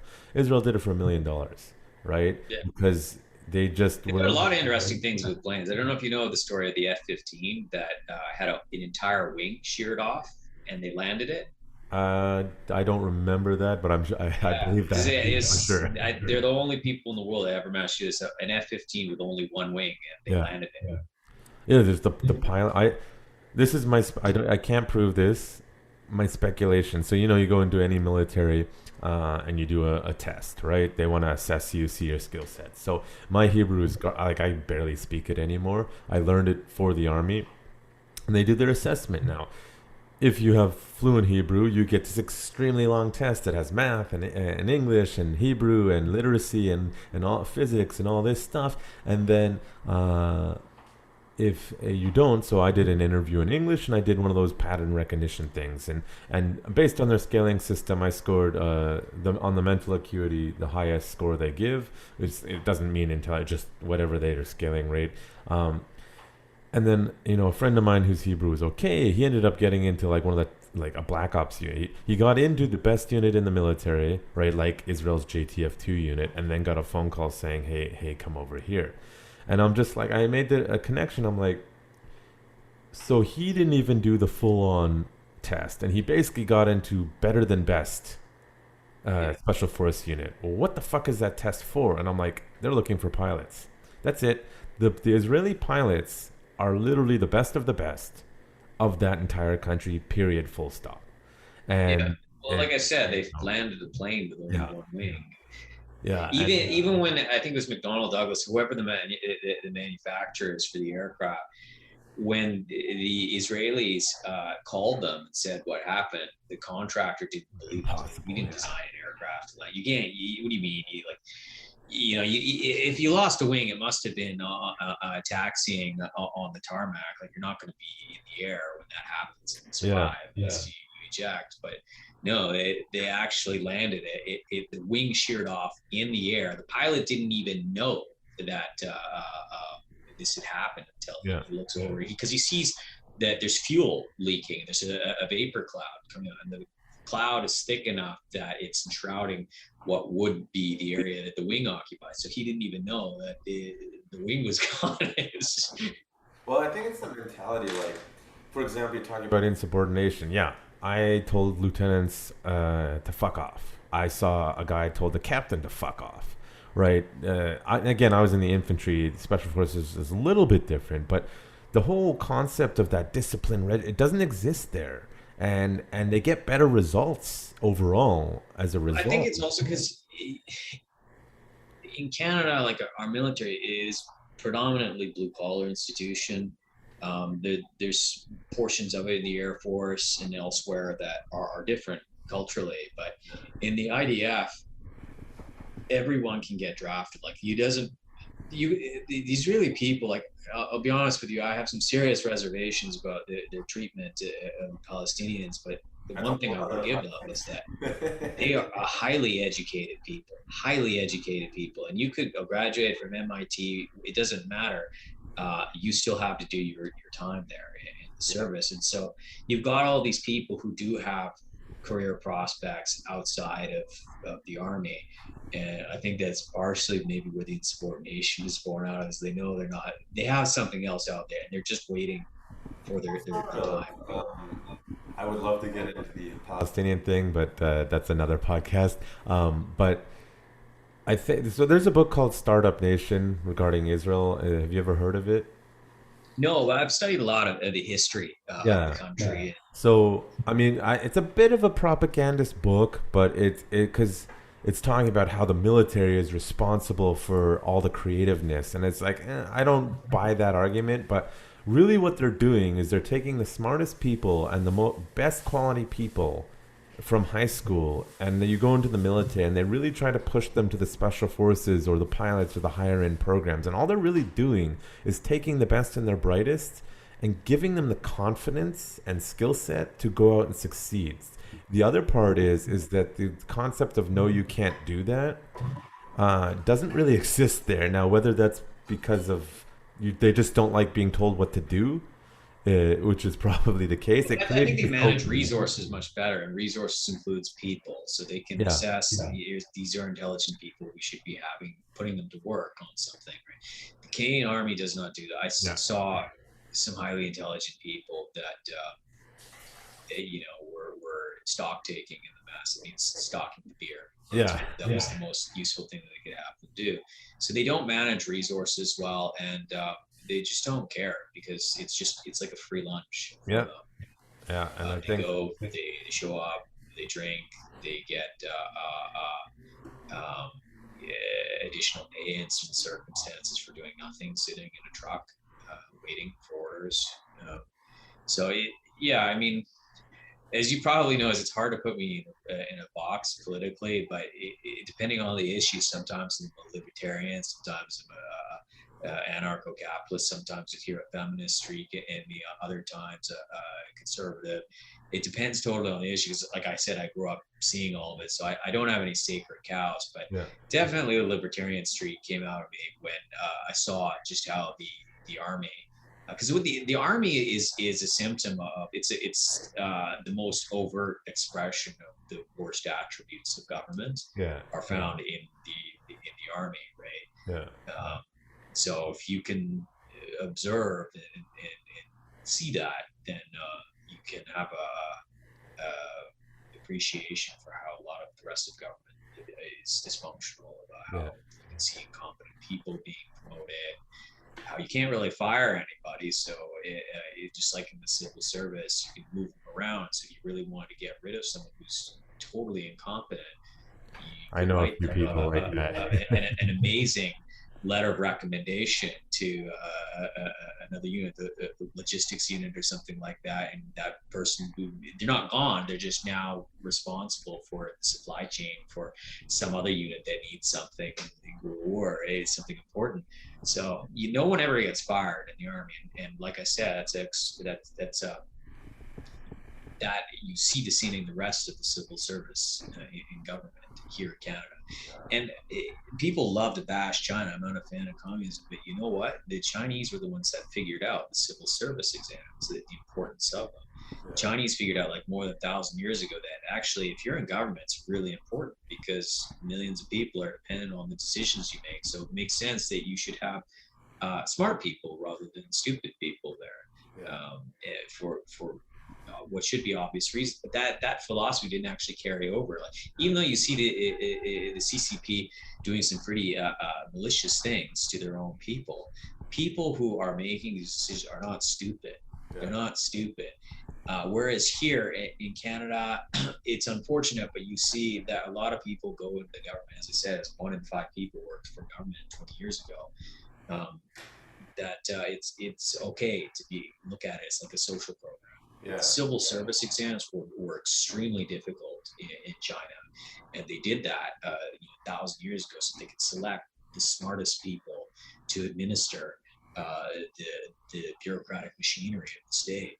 Yeah, well, I think it gets something else. When you fill a system with mediocre people, you get mediocre results, and I think that's kind of where we are now. If I was just to sort of sum up something, I think me and you agree on in our stance in life is we need to have honest conversations, and there is an extreme resistance, whether lobbyist or status quo thinking, the COVID thing or the military thing, is that nobody wants to have these honest conversations. And I just don't, people either, when I try to do it with people either get overwhelmed by how much knowledge they don't have, and they're like, I don't want to talk to you, John, or they come off as you're being arrogant, how dare you make me feel like I don't know anything, or they just say, well, that's out of your control, so it doesn't really matter. And I'm just like, what bugs me is, hey, we're complaining about the same thing.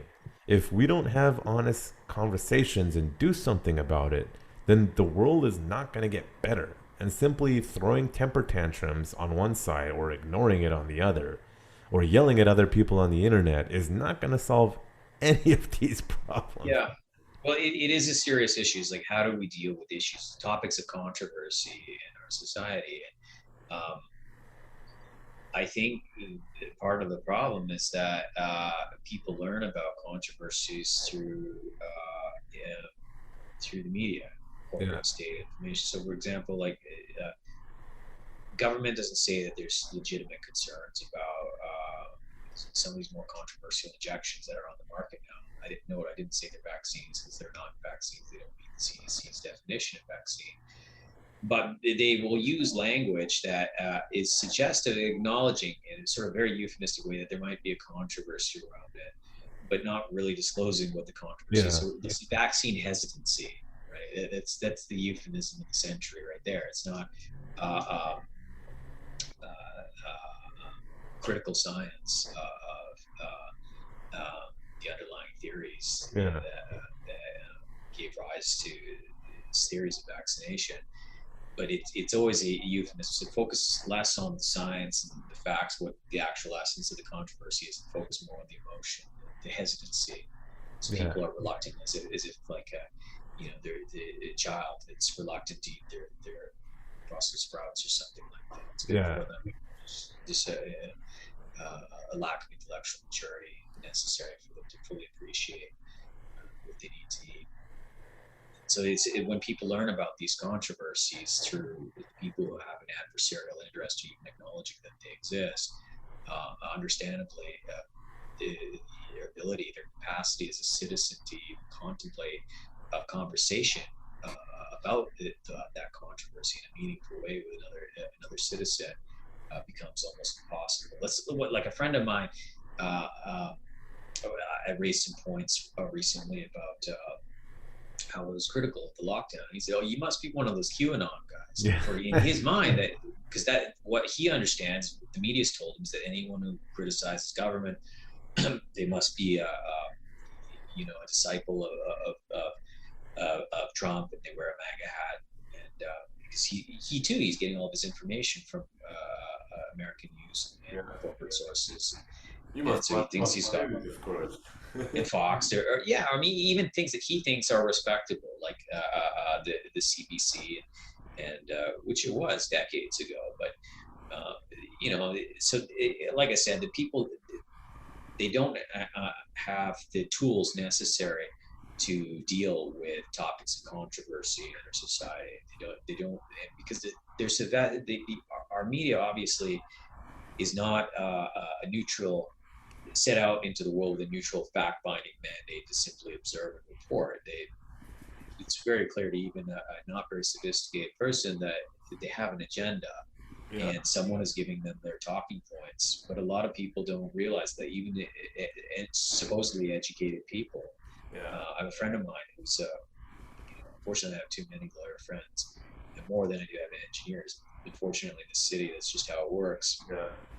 But he believes everything that he sees on television. If the government says something's true, he can acknowledge that, yes, government makes mistakes, that there's some competent people, but there's not really any significant bad faith actors, or where there are, it's, at a lower level contract that was awarded improperly at municipal level or something like that. But there would never be, something more sinister at a federal level, that there were certain external foreign influences, for instance, that might have infiltrated certain organizations. It's interesting because the CBC used to report on this back in decades ago, and they did wonderful documentaries on the NSA's activities back in 1979. And they're up. It's disappeared now. I read this book a long time ago called The Volunteer. It was actually a Canadian who ended up going to Israel, converting, serving the IDF, then serving in Mossad. And this was one of my aha moments. Is he was talking about the art of spycraft. He's like, you just need to release 10 or 20% of bullshit, and it confuses everyone. And it, I, growing up in Canada with parents who didn't use firearms, my experience came in the military, as we were talking. And now I'm super pro firearm, and I'm watching the current federal government's attack on firearms and the media playing interference, and they're just lying about the statistics and the facts regarding this. And it's just like, I didn't used to think the CBC was that bad. You see a lot of these right-wing guys, CBC is garbage. And I was like, for a long time, I'm like, they're not as, they're not 100% unbiased. But they're not as bad as America. But now with this gun stuff, I'm like, holy crap! They're not even trying to present a debate. They're just trying to remember, where does their funding come from? Yeah, for the CBC. And whenever they talk about Iran or Russia or Syria, they always for state media. So, well, you never say that when you're talking about the BBC or the CBC. It's like, okay, I have a friend who worked for Press TV, Iranian News, and I asked him, do they tell you what to write? He's like, no, we're state funded, we're not state controlled. If that's this bad enough, then why isn't the CBC? Why don't they refer to themselves as state funded media, right? They're the definition of state funded media. Yeah, that's what the C in CBC stands for, is Canadian Broadcasting Corporation. So they get their funding from government and corporate interests as well. There's, it's like Chomsky had said that sometimes one of the ways of giving people the illusion of freedom is to set very narrow parameters for acceptable opinion, and then allow for lively discourse within that. That's sort of what they do, is they get this sort of fake spectrum of opinion in there. So when in any issue, there's always the correct issue, the correct side that they want you to take, and then the other side, may give it a head nod, and whoever they bring in to interview to advocate for that particular position is someone who's not really supposed to be taken seriously. There's somebody who doesn't have any credentials. They look kind of silly. They're not particularly articulate. And that's the person, not the argument, which is the opposite of what it should be, right? Yeah, exactly. And so, with the firearms issue, I disagree with basically everybody. I'm solo on this. I think that people should have a right to bear arms. They should use them. They should train with them. I think you should teach your children how to use a firearm in the same way that you should learn to use a lot of people and first aid. I think these are useful skills to use, but I don't think it's a solution to political or social problems. So the left sees, they argue that you'll have safer streets if you deprive private ownership of firearms, and you'll have a greater degree of political freedom. And then the right says that it makes the same argument, but that if there's a greater amount of private ownership of firearms, then there'll be a greater increase in political freedom. They both see this correlation. political freedom and private possession of firearms. But I don't think there actually is any universal meaningful correlation. Like in Switzerland, everyone's armed to the teeth. You can walk around in the grocery store with a service rifle over your back. People train with it, and they have very low crime rate. Most people would say they have a very high degree of political freedom. And then you go to Saudi Arabia, everyone's armed to the teeth, and they have very low degree of political freedom. Yeah. I think so it's, yeah. Like, it will reduce crime, regardless of the political thing, because if predators or whatever the reason someone's doing a violent crime thinks the risk is too high, right? Just the evidence seems to consistently show that when people think that being violent may result in serious harm to them, they're less likely to do it. Beyond that, it's it depends on society, right? But I just don't like the misinformation regarding it, in general from all sides. Yeah, I hear crazy people on that topic. Yeah, I don't think it's going to solve social and political problems, and so I think that letting people have them is not a bad thing. Taking them away from them is a bad thing, and in that sense, I guess you could say I'm right wing. But I also don't think that them having them is going to improve political, social, and economic life in the country simply because you have firearms. I think that the argument a lot of people make on the right is that they're afraid that the tyrannical government taking over, and this is part of the checks and balances. But I think that's absurd. Like, I completely agree that governments are completely out of control. They are tyrannical. But I don't think that owning an SKS under your bed is going to stop institutions that have nuclear weapons, gas, and so on. So I think I understand where they're coming from, because these ideologies manifest at a time with the disparity between the common citizens' armaments that they were able to acquire privately and those that standing armies had was not that different. A private citizen had a musket, an infantryman had a musket, and that made sense. So yes, there was you could say that there was legitimate counterbalance to potential tyranny, but I don't think that would apply to. I don't think that the tools necessary to keep your government in check is having a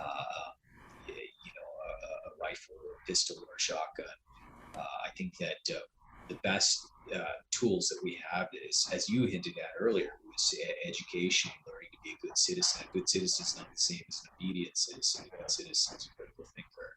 Yeah, and just I gotta get going soon, but I was like, talking about the media and the good citizen. I'm just talking about even Vancouver. I'm watching like the Daily Hive, and Vancouver is awesome, and they're just demonizing anyone who questions the status quo, and I just find it so offensive. And then you look at the comments section and just all the bandwagoners being like, yeah, you tell them, and I'm like, God, man, nobody's thinking for themselves anymore. No, and you also remember that a lot of the so-called independent media is not independent. No, for example, you may have seen there was a Hatchet piece article that was done on me, and it was the Georgia Strait.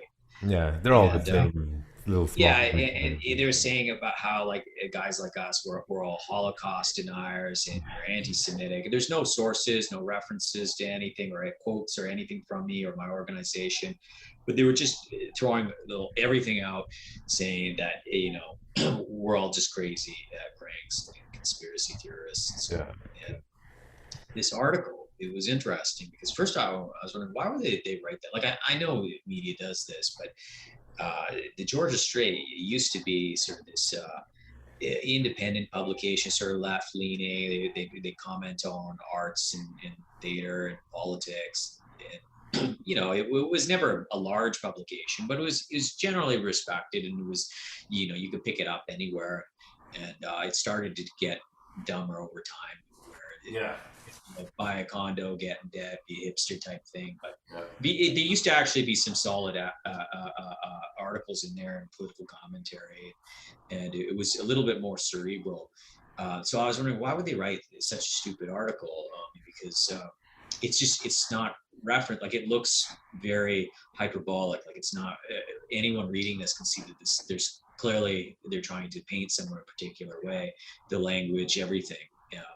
So why would they do that? And it turns out that, unbeknownst to most people in the city, the Georgia Street was acquired fairly quietly. I mean, they did put out a news release, but I don't think most people read it last year by Media Central Corp. Yeah. And I'd never heard of this institution before. I didn't even know what it was. Who the hell is Media Center Corp? So I remember doing some research on this, and this company basically just came out of nowhere. Came out of nowhere and acquired it, and now.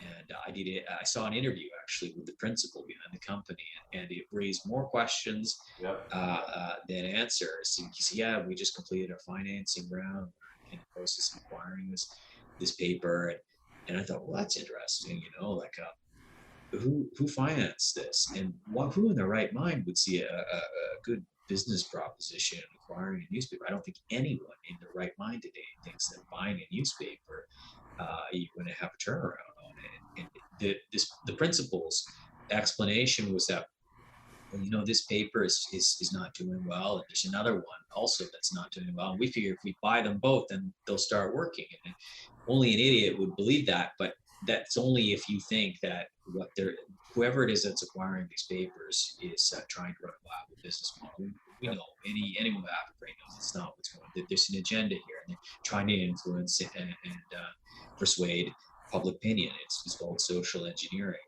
Yeah. So why on earth would you buy a newspaper? So I thought it was fascinating to see something like that right here, so close to home. Jeff Bezos owns the Washington Post, essentially, and they've become a mouthpiece for Jeff Bezos now and whatever he wants.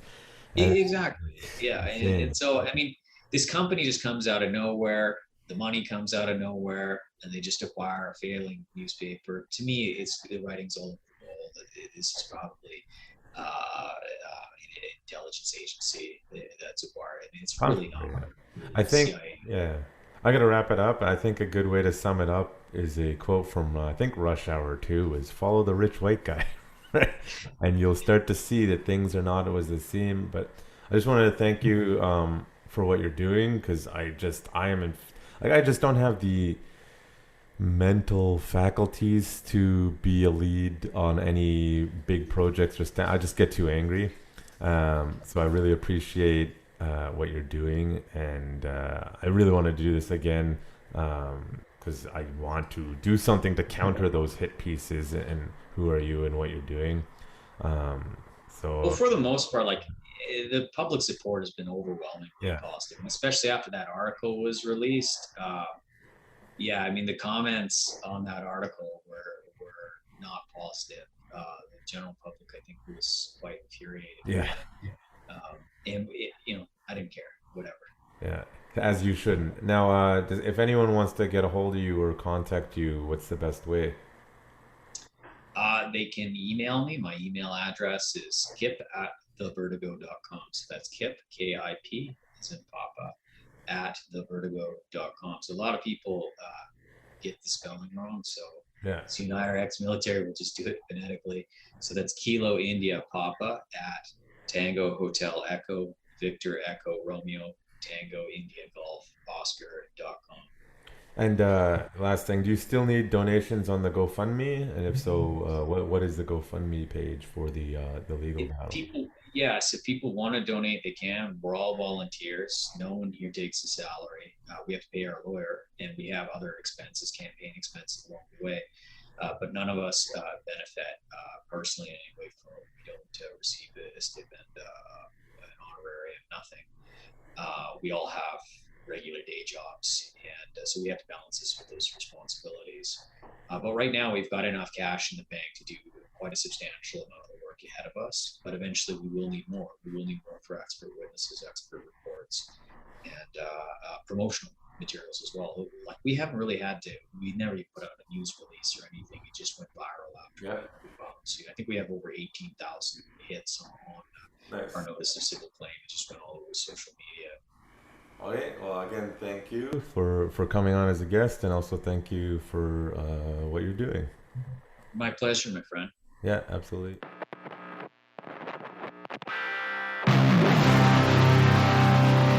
You're listening to The Warrior's Day. Brought to you by Urban Tactics Krav Maga, turning lambs into lions.